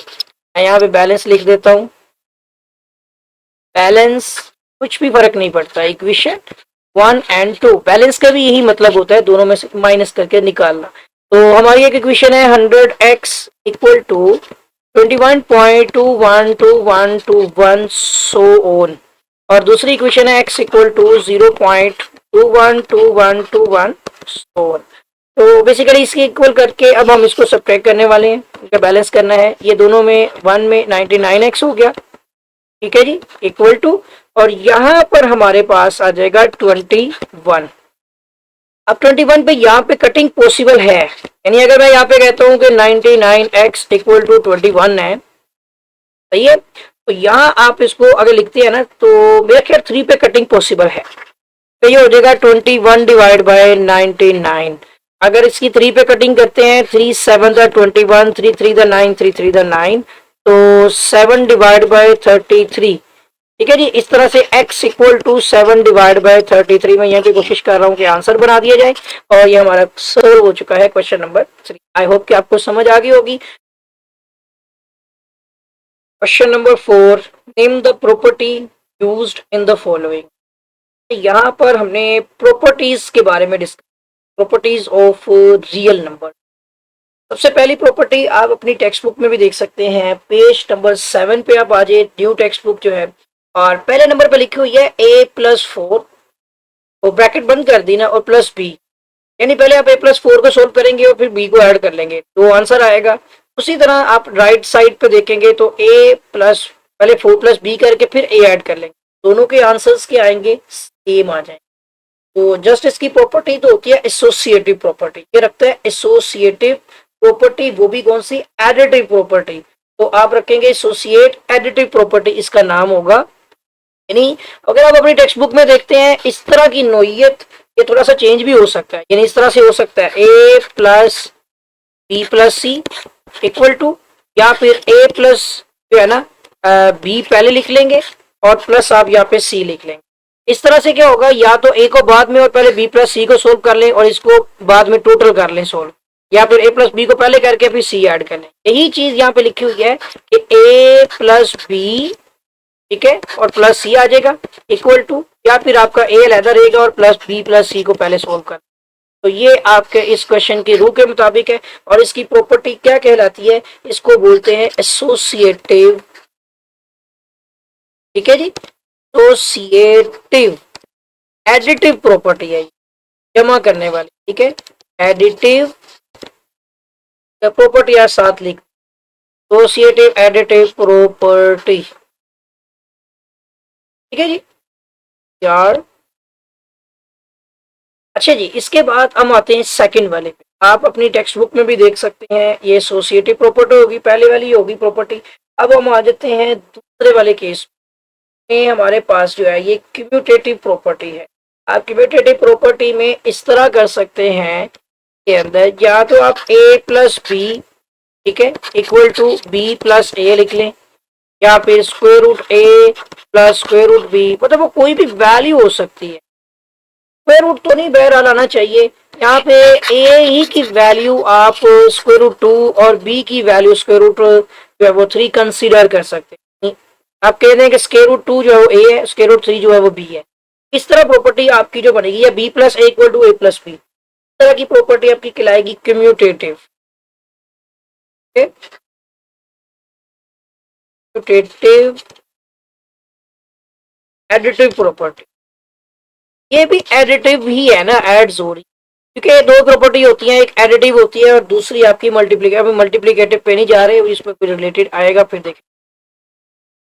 चले जी, दूसरी हमारी होगी जो है वो कम्यूटेटिव एडिटिव प्रॉपर्टी में आ गई। एडिशन भी लिख सकते हैं आप, एसोसिएटिव एडिशन प्रॉपर्टी, और या लिख सकते हैं associative property with respect to addition, और commutative property with respect to addition. अब इसके बाद या दो तीन चीजें होती हैं, ये एसोसिएटिव है, ये कम्यूटेटिव है, वो भी कौन सा, एसोसिएटिव एडिशन एडिटिव और कम्यूटेटिव एडिटिव, इस तरह रख लें। इसके बाद आगे आ जाते हैं, ये x माइनस में x है, ये भी आपने ऐड करना है। ये प्रॉपर्टी कौन सी है, ये इनवर्स में आती है। अगर आप अपनी बुक में चेक करते हैं इनवर्स के अंदर जो प्रॉपर्टी, यानी अगर आप कहते हैं जी कि a में प्लस किया जाए कोई एक नंबर के बदले में आपको मिल जाए 0, इट मीन कि आप a में उसी नंबर को इनवर्स करके आप लिख लें। यानी x है तो आप उसमें माइनस में इनवर्स करके लिखेंगे 0, तो ये x minus X equal to 0 ही हो जाएगा। तभी आप प्रूफ कर पाएंगे ना इस चीज को। तो ये कहने का मतलब आपको है कि इसको बोलते हैं इनवर्स एडिटिव प्रॉपर्टी। ये जो हमारी प्रॉपर्टी होती है, ये होती है इनवर्स एडिटिव, है जी। इनवर्स एडिटिव प्रॉपर्टी आप आगे लिख लीजिए, ठीक है जी। तो ये इनवर्स वाली प्रॉपर्टी होगी, कई बड़ा कर देते हैं कि हम सबके बड़े, एसोसिएटिव का भी ए बड़ा लिखा है, कम्यूटेटिव का सी भी आप बड़ा लिखिएगा, और इनवर्स वाले का आई भी हमने बड़ा लिख देना। ये हमारा हो गया इनवर्स एडिटिव प्रॉपर्टी होगी, ठीक है जी। ये एडिटिव इनवर्स भी कहते हैं और इनवर्स एडिटिव भी कहते हैं। इसी तरह आप एडिटिव एसोसिएट भी कहते हैं, एडिटिव कम्यूटेटिव भी कहते हैं, एडिटिव इनवर्स भी कहते हैं। आई होप कि आपको इन चीजों की आइडेंटिफिकेशन होगी। मैं भी वापस आगे नहीं जा रहा, अभी मैं सिर्फ इसको आपको थोड़ा सा बताना चाहूंगा कि अगर आपने 3 नंबर ऐसे ऐड करने हैं कि 2 को पहले किया, तीसरे को फिर कर लिया, दूसरी तरफ से आपने पहला छोड़ के अगले 2, यानी कि देखिए पहले 2 को ऐड करके बाद में तीसरा ऐड करना है, इसमें पहला छोड़ के अगले 2 पहले ऐड किए, बाद में फिर आपने पहला ऐड करना है, ठीक है ना, दूसरा तीसरा ऐड करने के बाद। तो यही आप दूसरी चीज में देखेंगे, इसमें a plus B equal to B plus A, 2 number होंगे, आप पहले वाले को दूसरे में ऐड कर ले या दूसरे को पहले वाले में इक्वल करते हुए, ये सेम होगी चीज, ये कम्यूटेटिव होगी। अब इनवर्स में भी आपको पता चल गया कि जो नंबर होगा उसमें अगर आप उसका इनवर्स ऐड करेंगे तो आपको 0 मिलेगा, तो ये आपका एडिटिव इनवर्स होगा। तो अभी तक ये आपने देखे एडिटिव एसोसिएटिव, एसोसिएटिव पढ़ा, एडिटिव कम्यूटेटिव पढ़ा, एडिटिव आपका इनवर्स हो गया, 3 हो चुके हैं। अब फोर्थ वाले में हमने देखना है कि यहाँ पर डिस्ट्रीब्यूशन का एक कॉन्सेप्ट बन रहा है। देखिए, क्योंकि आप पहले ए को बी से भी मल्टीप्लाई करेंगे, फिर ए को सी से भी करेंगे, तो इट मीन कि आप इसको एडिटिव में ही कर रहे हैं मगर डिस्ट्रीब्यूट कर रहे हो। तो ये कौन से केस में आएगा, इसमें आप नीचे आ जाएंगे अपनी ही बुक में ना, पेज नंबर 7 में, तो आपको वहां पर मिलेगा डिस्ट्रीब्यूटिव प्रॉपर्टी। यानी एक हमने पढ़ी है एडिटिव प्रॉपर्टी, एक हमने पढ़ी है मल्टीप्लिकेटिव प्रॉपर्टी। अब जो हमने डिस्कस करनी है वो डिस्ट्रीब्यूटिव प्रॉपर्टी, और उसमें मल्टीप्लिकेटिव का भी इस्तेमाल हो रहा है ना, तो हम इसको यहाँ पे बोलेंगे कि लेफ्ट करेंगे distributive property of multiplication over, इसमें हमारा साथ साथ जो है वो एडिटिव एडिशन भी आ रहा है, यानी मल्टीप्लीकेशन ही नहीं आ रहा, के साथ साथ एडिशन भी आ रहा है। ये कौन सा वाला होगा, इसे कहेंगे left distributive property of multiplication over addition. ये पूरा आपकी बुक में एज इट इज इसी तरह से ही क्वेश्चन बन रहा है कि अगर ए इंटू बी प्लस सी किया जाए तो बदले में आपको क्या मिलेगा, ए बी और प्लस ए सी की जो प्रॉपर्टी कहलाती है वो कहलाती है लेफ्ट के। पूरा एज इट इज बुक में भी इस तरह ही आपको मिल जाएगा, डिस्ट्रीब्यूशन या डिस्ट्रीब्यूटिव, ठीक है, डिस्ट्रीब्यूटिव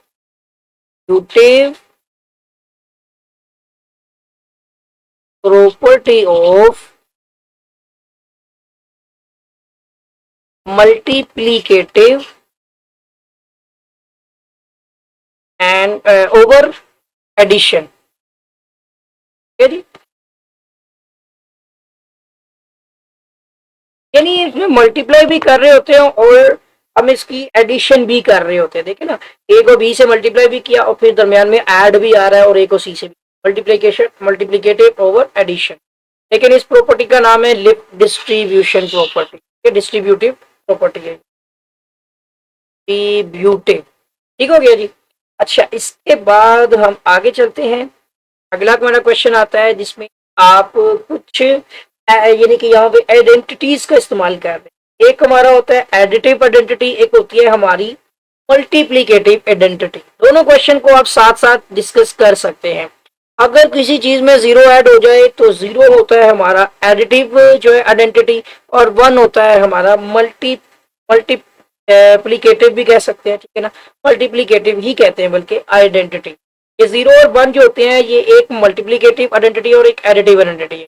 जो है वो एडिटिव है और जो हमारा वन है वो मल्टीप्लीकेटिव आइडेंटिटी है। इसी बुनियाद पर हमने इसके नाम रखे, यानी कि ये अगर आप जीरो ऐड करते हैं फॉर्म में आ जाता है कि ए प्लस आप जीरो करें और इक्वल टू, ये हमारा ए इक्वल टू जीरो प्लस ए की फॉर्म में आ जाए, ठीक है जी। तो ये आइडेंटिटी होता है, इसे एडिटिव आइडेंटिटी कहते हैं। मतलब आप सिंपल सी चीज में देखें कि 16 प्लस ए जीरो किया ना इक्वल टू, ये आ गया ना, और इक्वल टू जीरो प्लस ए के बराबर भी है। तीन वैल्यूज बन रही है वैसे, लेकिन यहाँ आपने ये दरमियान वाली वैल्यू में देखे तो ए ही आना है ना। अगर आप ए प्लस जीरो करें या जीरो प्लस ए करें तब भी आपको ये 16 जो लिखा हुआ है ए ही मिलने वाला है। यानी ये 16 प्लस जीरो इक्वल टू 16, मैं इस फॉर्म को लिखता हूँ, देखिए 16 plus zero equal to 16 equal to zero plus 16। तो यही फॉर्म लिखी हुई है। ये क्या चीज है, ये हमारा है यहाँ पर एडिटिव आइडेंटिटी। तो लिखेंगे एडिटिव आइडेंटिटी, ठीक है। यही चीज बिल्कुल एज इट इज फॉलो करेगी मल्टीप्लीकेटिव आइडेंटिटी के साथ भी।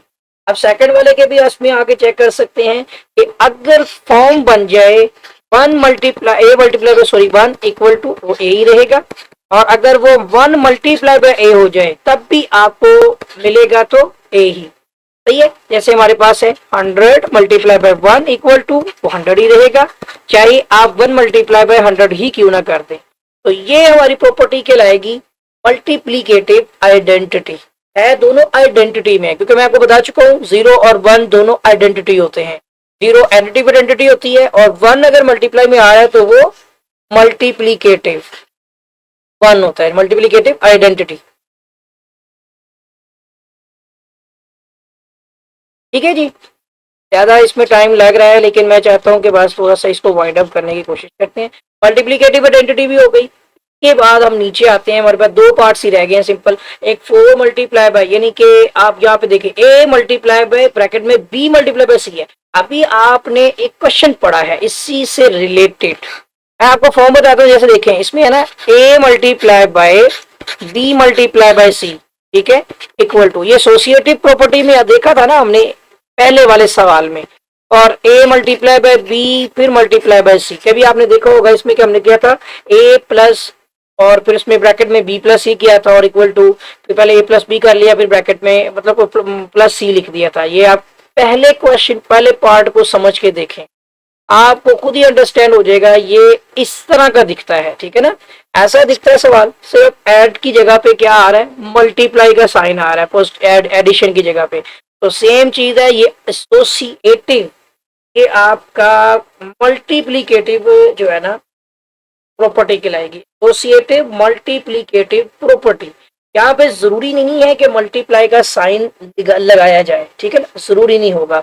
यानी ये लिखा जा सकता है ए और ब्रैकेट में बी सी और फिर इक्वल टू ए बी, फिर ब्रैकेट में बाहर सी लिखा जाए।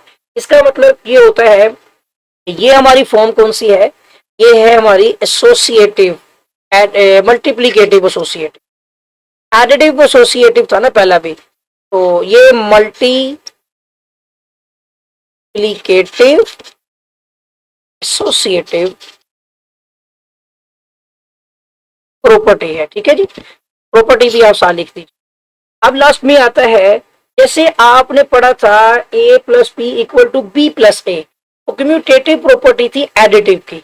यही चीज यहाँ पर भी तो आप देख रहे हैं ना, वो था a plus B equal to B plus A, तो ये भी तो हमारा वही है ना, a multiply by B equal to B multiply by A. तो ये हमारा क्या कहलाएगा, ये हमारा कहलाएगा कम्यूटेटिव मल्टीप्लीकेटिव प्रॉपर्टी है, ठीक है ना। मल्टीप्लीकेटिव एसोसिएटिव ऊपर वाला हो गया, तो ये क्या बन जाएगा, ये बन जाएगा मल्टीप्लीकेटिव, ठीक है, और ये बन जाएगा हमारा एसोसिएटिव नहीं कम्यूटेटिव प्रॉपर्टी। सही हो गया। तो ये दो चार चीजें जो हमने डिस्कस की थी, आई होप कि यहाँ तक हमारा ये क्वेश्चन नंबर 4 भी कंप्लीट हो गया। कोई भी कंफ्यूजन है तो आप कमेंट सेक्शन में पूछ सकते हैं। क्वेश्चन नंबर 5 4 की तरह है, लेकिन 4 के अंदर भी हमने प्रॉपर्टीज देखी थी। यहाँ जो प्रॉपर्टीज होंगी वो ऑर्डर प्रॉपर्टीज या ये जो है प्रॉपर्टी भी कहते हैं, क्योंकि इसमें ना लेस देन ग्रेटर देन इस तरह के सिंबल्स होंगे, नॉट इक्वल टू, ये इक्वल नहीं होते। फिर हम आ जाएगा, सबसे पहला हमारा पार्ट है, पहले क्वेश्चन है name the property used in the following. बिल्कुल सेम क्वेश्चन 4 की तरह है। पार्ट 1 आता है -3 इज लेस देन टू -1। अब अपनी बुक के पेज नंबर 8 में आ जाएंगे, आपको प्रॉपर्टीज मिल जाएंगी ऑर्डर प्रॉपर्टीज। ये हमारी ऑर्डर प्रॉपर्टीज हैं, लेकिन यहाँ मैं आपको बता दूं ये हमारी एडिटिव ऑर्डर प्रॉपर्टी है। ये हमारी प्रॉपर्टी है ऑर्डर, यानी आप इसको लिख सकते हैं ऑर्डर एडिटिव प्रॉपर्टी भी लिख सकते हैं, या इसको additive property of inequality भी कह सकते हैं। Just wait a minute. अब ये सबसे पहले आप इसकी एडिटिव ऑर्डर प्रॉपर्टी को जरा थोड़ा समझने की कोशिश। जो एडिटिव ऑर्डर प्रॉपर्टी होती है उसमें होता क्या है कि a is less than to b act करते हुए हमारे पास दो फॉर्म्स होती हैं, और जिस तरह की ये फॉर्म बनेगी कि a प्लस सी, ठीक है, is more than to b plus C भी हो सकता है, ठीक है। और इसी तरह से अगर आप कहें कि a is less than to b, जिसमें रिएक्शन में ऐसा होगा कि a plus c is less than to b plus c, इसका सीन क्या होगा, इस तरह से है कि अगर आप इसमें कोई सी ऐड करते हैं इस वाले रिएक्शन में, अगर आप -3 और ये दूसरी साइड पे, यानी ये वाली फॉर्म है ना, दूसरी वाली फॉर्म है, तो यहाँ पे अगर मैं लिखता हूँ कि माइनस, जैसे इसको हम बाद में चेक करते हैं, पहले हम इस फॉर्म में लिख के देखते हैं। यहाँ पे -3 और प्लस सी कोई नंबर हो सकता है, और लेस देन 2 यहाँ पे भी हमारे पास आ जाएगा -1। अब यहाँ पे इसके अंदर भी कोई चीज हमने ऐड करनी है, सी की जगह पे कोई नंबर ऐड करें कि ये वाली वैल्यू हमें मिल जाती है मिसाल के तो, और हम यहाँ पे वो नंबर कुछ भी ऐसा लिखें कि ये नंबर हमारा यहाँ पे लेस देन की तरफ चला जाए, ठीक है। ऐसा भी हो सकता है कि सी में कोई नंबर ऐड किया जाए, जैसे 0 ऐड कर देंगे तो ये हो जाएगा यहाँ पे -3 इज लेस देन टू -1। ये तो भाई बात प्रूव हो जाती है कि इक्वल हो जाता है यहाँ पे रिएक्शन के बेस पे कि -3 इज लेस देन टू -1, तो बात ठीक है। लेकिन अगर इसकी जगह पे 1 आ जाता है तो आप यहाँ पे देख सकते हैं कि माइनस ये हो जाएगा यहाँ पे 2 और लेस देन टू 0, ये भी -2 छोटा है 1 से। ऐसी प्रॉपर्टीज जो मिलकर बनती हैं, इसमें पॉजिटिव प्रॉपर्टी भी बन सकती है।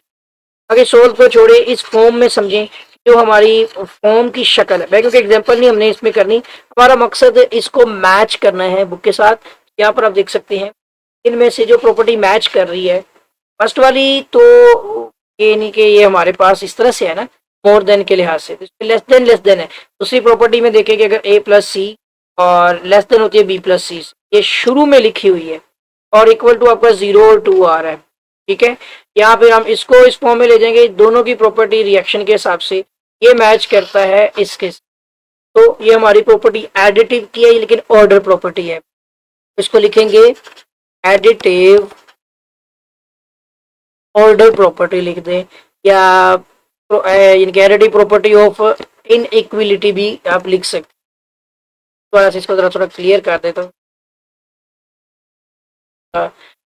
हो गया है ये ऑर्डर प्रॉपर्टी में चलेगी। एडिटिव ऑर्डर प्रॉपर्टी भी अगर आपने साथ लिखना है तो मेंशन कर।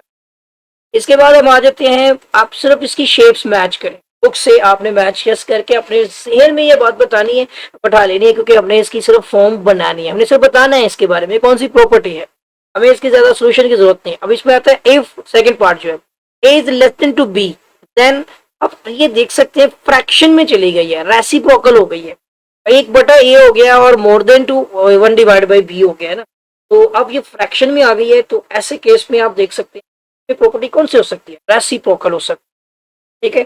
तो सिंपल ये है कि इसको आप यहाँ पे मेंशन कर सकते हैं, आपकी बुक में ये प्रॉपर्टी मौजूद है, सेम टू सेम। इसकी दो फॉर्म बनती है वैसे, कि a is less than to b, then reaction के अंदर के अगर आप इसका रेसिप्रोकल यानी वन रेसिप्रोकल इनके इसका ए का भी, और वो आपका more than to sorry reciprocal of B भी करना है हमने, ठीक है।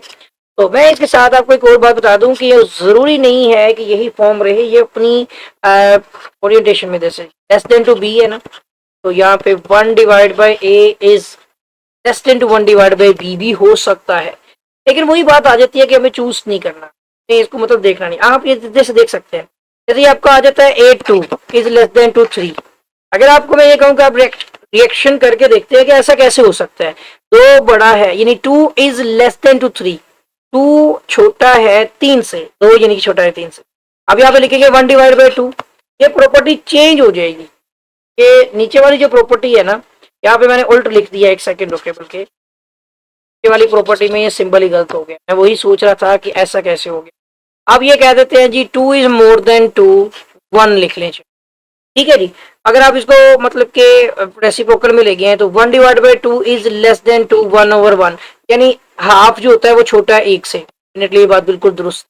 इसी तरह आप ऊपर आ जाते हैं, इसमें लिखते हैं 2 इज लेस देन टू 3, तो जब आप इसको रिएक्ट करवाते हैं तो आप देखते हैं कि 1 रेसिप्रोकल में चला गया 2, मोर देन टू 1/3। आपको पता है 1/2 हाफ होता है और 1/3 इसका तीसरा हिस्सा होता है, हाफ बड़ा होता है, तो 1/2 is more than to 1।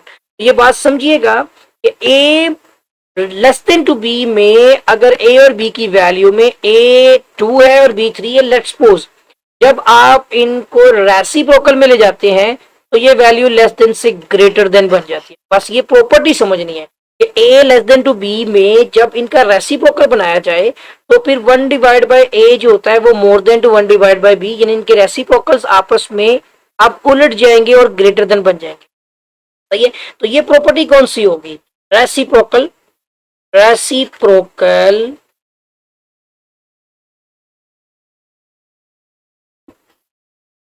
Order property, ठीक है। ये ऑर्डर प्रॉपर्टी लिख सकते हैं या आप इसको लिख सकते हैं रेसिप्रोकल प्रॉपर्टी ऑफ इनइक्विलिटी, ठीक हो गया जी। यहाँ पर आपको ये बात समझ आ गई होगी, रफ वर्क करने की जरूरत नहीं है, जस्ट इसका इतना ही है रेसिप्रोकल, आपको जस्ट अपनी बुक से मैच करना है। आपका पेज नंबर 9 में थी वो प्रॉपर्टी, मैंने आपको बता दी। अब यहाँ पर आती है एक प्रॉपर्टी और, a is less than to b if then a plus b is less than to b plus c। तो यहाँ पर डिफरेंस जो आता है कि आप b में डिफरेंस देख सकते, ये भी आपकी simple as it is additive order property है, ठीक है ना। एडिटिव ऑर्डर प्रॉपर्टी बिल्कुल एज इट इज आपकी बुक में लिखी हुई है, दोनों प्रॉपर्टीज को हम अभी पीछे डिस्कस कर चुके हैं, है ना। एडिटिव ऑर्डर प्रॉपर्टी है, ठीक है जी, प्रॉपर्टी भी लिख ली। इसके बाद हम आ जाते हैं जी नीचे, क्वेश्चन नंबर पार्ट 4 जो है इसका 5 का, if A C is less than to B C, ठीक है ना, and c is more than to 0, then आपका a is less than to b हो जाए। ऐसी प्रॉपर्टी आपकी जो होती है वो कैंसलेशन प्रॉपर्टी है ना। देखें जैसे a उसमें c और c है ना, दोनों c 0 अगर आप कर देते हैं तो c कैंसिल हो रहा है। बेसिकली दोनों को आप तो divide by c on both side भी लिख सकते हैं, ठीक है, या सी की जगह पे आप देखिए c is more than to zero, जब सी जीरो हो रहा है तो ये दोनों कट जाते हैं, ये आपकी होती है कैंसलेशन प्रॉपर्टी। ठीक है जी। तो इसके अलावा देखते हैं cancellation property of equality respect to multiplicative के अंदर जो प्रॉपर्टी होती है। अब देखना पड़ेगा कि आपकी बुक में इसके बारे में रूल्स वगैरह लिखे हैं या नहीं, फिलहाल तो नहीं मिले। मैं एक काम करता हूँ, बिल्कुल है, आप पेज नंबर 8 के ऊपर आ जाए, वहां पर आपको cancellation property with respect to multiplication मिलेगी। इसमें लिखा होगा ए बी, और उसके बाद ये पूरा लिखा हुआ है c is does not equal to zero, less than to zero लिखा हुआ है ना, वो जीरो नहीं है। तो यहाँ पर आपका जो है ना ए सी इक्वल टू बी सी, और रिएक्ट करता है ए इक्वल टू बी के। ये यहाँ पे आपकी कैंसलेशन प्रॉपर्टी है ना। एक बार फिर से कंफर्म कर लेता हूँ, टेक्स्ट बुक में आंसर भी देख। 1.1 question number 5 part number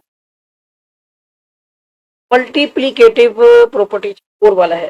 multiplicative property लिखी हुई है, जस्ट सिंपल उन्होंने यहाँ पर इसके लिए मल्टीप्लीकेटिव प्रॉपर्टी लिखी। एक चीज और, बल्कि मैं यहाँ पे इसकी प्रॉपर्टी देखता हूँ, कैंसलेशन की प्रॉपर्टी तो बन ही नहीं रही है, ये बन रहा है यहाँ पर। इसकी ना सारी प्रॉपर्टी लिख के देखता हूँ मल्टीप्लीकेटिव की। ठीक है, एक होता है a is less than to b, जो रिएक्ट करे, ठीक है, में आ जाएगा a C is less than to B c if e equal जो है ना, sorry, less than to zero हो जाए। ठीक है जी। ये कौन सी प्रॉपर्टी है जो भी हमने लिखी है, a C is less than to B c, ये हमारी जो है ना मोर देन यहाँ पे आ रही है ना, ये पहली वाली नहीं है। दूसरी देखते हैं a is less than to b, बिल्कुल यही लग रही है, क्योंकि उसमें आगे लिखा हुआ है react to a C is less than to B c if c is less than to zero, sorry more than to zero. यहाँ पर आप देखें यही लिखा हुआ है a is less than to b, ये देखें जी a is less than to b, ये लिखा हुआ है रिएक्ट करती है a C is less than to B c, देखिए a C is less than to B c, then उसने कहा c is more than to zero, तो c is more than to zero, zero वाला जो, ठीक है, कैंसलेशन नहीं है, सॉरी मिस्टेक हो गई। ये हमारी होती है multiplicative order, multiplicative order property. ठीक है जी, ये मल्टीप्लीकेटिव ऑर्डर प्रॉपर्टी हो गई। मुझे लग रहा है इससे अगली भी प्रॉपर्टी इसी में ही मिलेगी हमें। अभी हमने जो लिखी है फर्स्ट वाली, आई थिंक सो, मैं एक बार फिर से ऊपर वाले का आप इनके फॉर्म मैच करके देखें। लिखा हुआ है a is less than to b, sorry ये लेस देन ही greater than, a is greater than to b, ये ठीक हो गया। फिर उसके बाद रिएक्ट करती है a c greater than to B c, देखिए ए सी लेकिन less than to B c हो गई, और if c is more than to greater than to, ये वाली नहीं है, फिर मैच करना पड़ेगा। आई थिंक थर्ड वाली है ये, ठीक है, इसी के अंदर ही है, मतलब ऐसी फॉर्म में जो बन जाए वो मल्टीप्लीकेटिव ऑर्डर्स होगी। तीसरा केस है आपके इस मल्टीप्लीकेटिव का, इसमें आप देखिएगा लिखा हुआ है a is less than to b, का रिएक्शन होता है a c less than to B c, हाँ यही less than to B c, बिल्कुल यही लिखा हुआ है, इसमें आप अपनी बुक में चेक कर सकते हैं।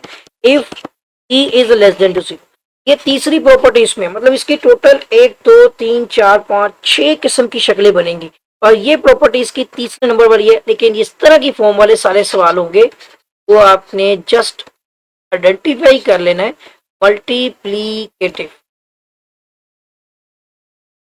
ये आपका IVES मल्टीप्लीकेटिव ऑर्डर, ठीक है जी, पहले वाला ही है, सेम टू सेम ये भी मल्टीप्लीकेटिव ऑर्डर ही निकला है प्रॉपर्टी। इसके बाद आ जाते हैं हम part number 6, I think last part है, कि आइदर ना ही a is more than to b, यानी a is greater than to b, और a is equal to b, ठीक है, और या फिर a is less than to b. तीन कंडीशंस बन गई हैं, 3 कंडीशंस, ठीक है। इसी में आप आ जाएं तो आपको यही कंडीशन पेज नंबर 8 पे जो ऑर्डर प्रॉपर्टीज हैं उसमें पहले नंबर पे प्रॉपर्टी मिलेगी, जो आपकी होती है ट्राइकोटोमी, ठीक है, ट्राइकोटोमी है आपकी, ट्राइकोटोमी, स्पेलिंग देखिए, ट्राई से 3 बनता है, ट्राई को ये कह रहा था इसमें कुछ मिस, ट्राइकोटोमी, मैं दोबारा से लिख देता हूँ, तो लिख देता हूँ ट्राइकोटोमी प्रॉपर्टी। इसमें 3 केस बन जाए, यानी कि क्या वो मोर देन है, उसने कहा इधर ना ही, ठीक है ना, इनमें से ना ही वो आपका more than to A is greater than to B है, ना ही इक्वल टू बी है, ना ही लेस देन टू बी है। यहाँ करके 3 केस बन गए, तो ट्राइकोटोमी में ये हमारी प्रॉपर्टी बन गई। आई होप के प्रॉपर्टीज कोशिश पूरी की है कि आपको एक्सप्लेन किया जाए। बाकी है कि इसमें काफी चीजें जो है ना आपको याद करने वाली हैं। आई होप कि आपको समझ आ गई होंगी। कोई भी इशू वगैरह हो तो आप comment section. Question number 6, insert 2 rational numbers between. इसमें हमारे 3 पार्ट हैं। सबसे पहला पार्ट हम डिस्कस करेंगे 1/3 एंड 1/4। इनके दरमियान में कोई से 2 रैशनल हमने नंबर जो है वो इंसर्ट करने, यानी बनाने हैं, नहीं बनाने इसके दरमियान में, ठीक है। सबसे पहला काम, अब रैशनल नंबर बनाने हैं तो हम तो एवरेज लेंगे दोनों की, ठीक है। तो हम यहाँ पे क्या लिखेंगे, एवरेज, ठीक है, ऑफ 1/3 एंड 1/4। तो आपको पता है कि इन दोनों नंबर्स की एवरेज कैसे ली जाती है, दोनों को ऐड करके 2 पे डिवाइड करना होता है, ठीक है ना। आप यहाँ पे लिखते हैं 1/3 प्लस 1/4 डिवाइड बाय 2, ये एवरेज ली जाती है, ठीक है।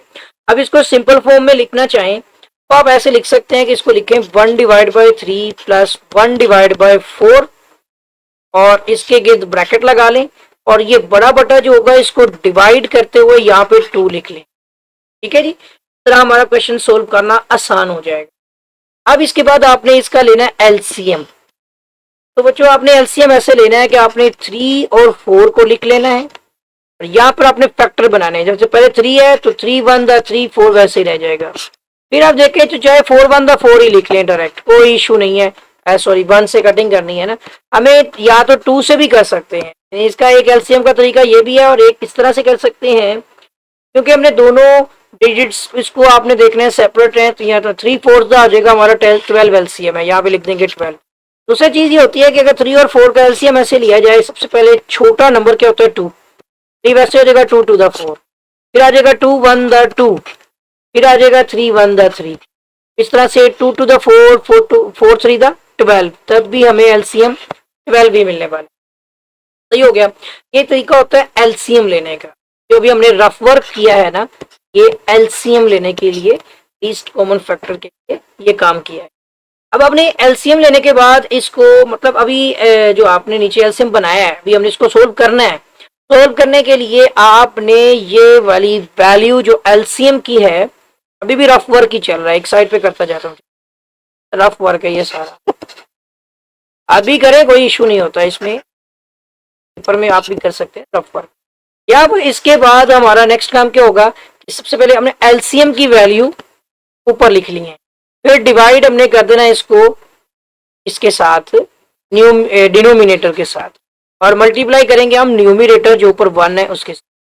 तो 3 4 द 12 4 1 द 4, तो ये वैल्यू आ जाएगी, ठीक है। ये आप क्रॉस मल्टीप्लाई भी कर सकते हैं, लेकिन एक्चुअल मेथड ये होता है। फिर आ जाता है हमारा एलसीएम लिखते हैं, फिर डिवाइड बाय, हम इसको डिनोमिनेटर 4 के साथ, फिर मल्टीप्लाई बाय ऊपर न्यूमिनेटर है, तो 4 3 द 12 3 1 द, इसका 3 आ जाएगा प्लस में 3, और ये आपका डिवाइड जो है ये मल्टीप्लाई करते हुए 2/1 था तो 1/2 हो जाएगा। ये जी डिवाइड की वैल्यू जो मल्टीप्लाई होती है तो वैल्यूज जो है रेसिप्रोकल हो जाती हैं, उलट जाती हैं। इसके बाद आ जाएगा आपका 4 और 3 कितने हो गए 7, ठीक है जी, और डिवाइड बाय आ गया 12, मल्टीप्लाई बाय 1/2 है। एक नंबर अभी आप बना चुके हैं 12 to the 24, तो 7 डिवाइड बाय 24, ये हमारा जो एवरेज है बिटवीन किन के दरमियान में, 1/3 और 1/4 के दरमियान में जो एवरेज है वो हमने फाइंड कर लिया है। अब वही वैल्यू को साथ हम दोबारा से, क्योंकि हमें 2 इसके दरमियान में इंसर्ट करनी है, एक नंबर हमने इंसर्ट कर लिया है, जो वैल्यू बनती है average of 1 divide by 3 and 1 divide by 4 के दरमियान। अब हमें एवरेज निकालनी है। बड़ी वैल्यू 1/3 में क्या है, 1 डिवाइड बाय 3 और 1/4 में, एक सेकेंड रुकेगा, 1 डिवाइड बाय 3 बड़ा होता है, 1 divide by 3 is greater than to 1 divide by 4। इसको इस वैल्यू के साथ अब दोबारा से आपको एवरेज लेनी है, average of 1 divide by 3 and 7 divide by 24। अब इन दोनों की हमने एवरेज लेनी है, क्योंकि इसकी कटिंग तो पॉसिबल नहीं होगी ना, ठीक हो गया। तो इन दोनों के दरमियान में अब हमने एवरेज लेनी, सेम प्रोसीजर जो पहले हमने फॉलो किया, जिसमें हमने 1 divide by 3 plus 7 divide by 24 किया, ठीक है, और डिवाइड बाय हमने 2 करना था। उसी तरह से करेंगे, फिर से वही एलसीएम लेंगे और सोल्व करके है क्या बनता है, ये आ जाएगा हमारा। उसी तरह से मैंने आपको कहा था कि 1 divide by 3 plus 7 divide by 24 लिख लें, और ये जो बटा है आपका, ये जो डिवाइड 2 है, इसको साइड पे लिख, ठीक है जी। और अगले स्टेप में आपको पता है मल्टीप्लाई करते हुए ये चेंज हो जाएगा। अब यहाँ पे आपको एलसीएम लेना है 24 और 3 का, या 3 और 24 का, जैसे मर्जी लिख लें, इसी तरह से लिख देते हैं, टोट वैल्यू उस हिसाब से आसान हो जाएगा। 3 और 24 इसी तरतीब से लिखे हुए हैं, 3 1 द 3 कर लें, ठीक है, तो 3 8 द 24 हो गया। फिर आप चाहे खत्म करें इसको, इसके अलावा तो कोई टेबल नहीं होना ना, तो 8 1 द 8, सॉरी ये तो खत्म हो जाना है ना, तो लिख देता हूँ, तो ये हो जाएगा 8 3 द 24। इन दोनों को मल्टीप्लाई करें, 24 ही एलसीएम है, ठीक है ना, एलसीएम इसका यही रहेगा,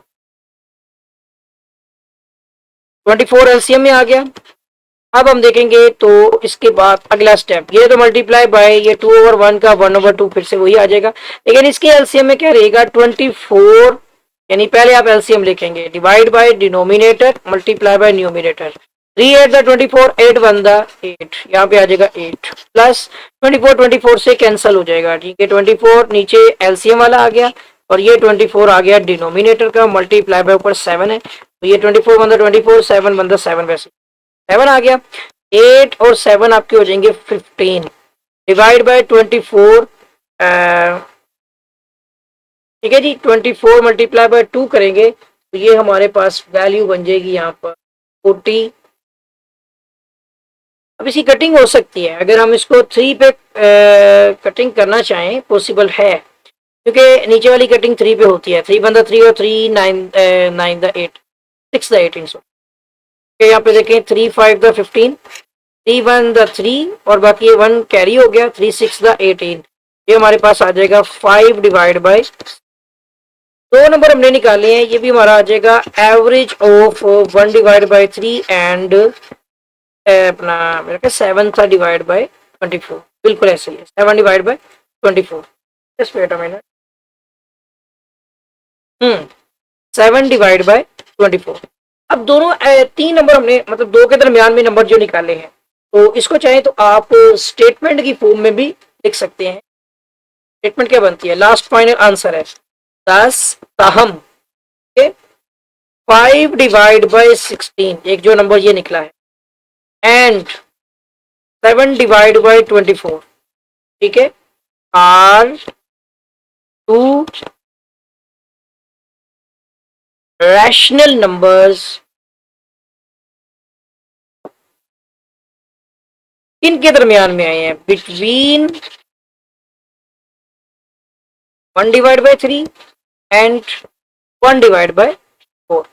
तो 1 डिवाइड बाय 3 और 1 डिवाइड बाय 4 के दरमियान में जो डिजिट्स बनेंगे, इसमें 1 डिवाइड बाय 3, फिर आएगा 5 डिवाइड बाय 16, फिर आएगा 7 डिवाइड बाय 24, फिर लास्ट में आएगा 1 डिवाइड बाय। तो इन दोनों के दरमियान में जो रैशनल नंबर्स हैं, वो ये जो 2 हमने फाइंड आउट किए थे, वो हमारे आंसर में आ गए। तो इस तरह आपने स्टेटमेंट में, ये हमारा ये जो पार्ट था, पार्ट 1 कंप्लीट हो गया है। पार्ट नंबर 2 अब आपके साथ डिस्कस करेंगे जी। पार्ट नंबर 2 के अंदर है, सॉरी 3 एंड 4, 3 एंड 4, 3 और 4 इनके दरमियान में अब हमें जो है वो नंबर फाइंड कर, बिल्कुल पिछले स्टेप को फॉलो करेंगे। फर्स्ट ऑफ ऑल हमने यहाँ पर एवरेज लिखनी है, एवरेज ऑफ 3 एंड 4, ठीक है जी, जिसके लिए आपको पता है एवरेज बिटवीन 3 एंड 4 के होता है 3 + 4 डिवाइड बाय 2।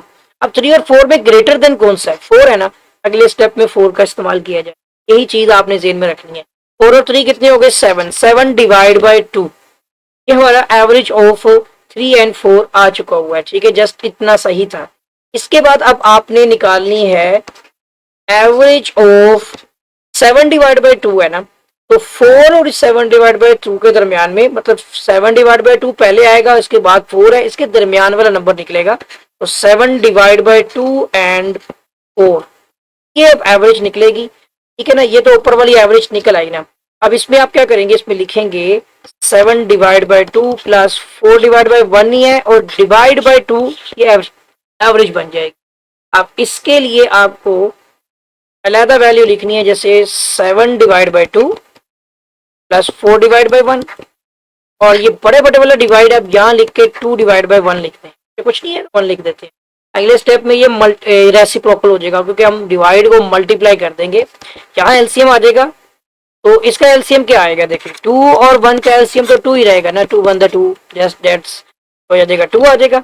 अब आपने इस 2 एलसीएम को लिखना है, डिवाइड बाय ये डिनोमिनेटर का 2 मल्टीप्लाई बाय ऊपर वाला न्यूमिनेटर, ये आ जाएगा 2 2 से कट के 1 आ गया, 1 7 था 7 आ जाएगा, यहाँ 7 आ गया प्लस में। इसी तरह से आपने 2 एलसीएम का डिवाइड बाय ये डिनोमिनेटर 1 मल्टीप्लाई बाय इसके ऊपर वाला न्यूमिनेटर, तो 4 2 4 द 8 आ जाएगा, इसका आ जाएगा यहाँ पे 8, और ये डिवाइड यहाँ पे मल्टीप्लाई 1 ओवर 2 हो जाएगा। इस तरह से 7 7 14 plus 1 15 divide by 2 to the 4, 15 divide by 4 करेंगे तो हमारा जो है ना इसका सेकंड जो रैशनल नंबर है, यानी फर्स्ट वाला तो निकल चुका था, सेकंड वाला रैशनल नंबर भी निकल आया है।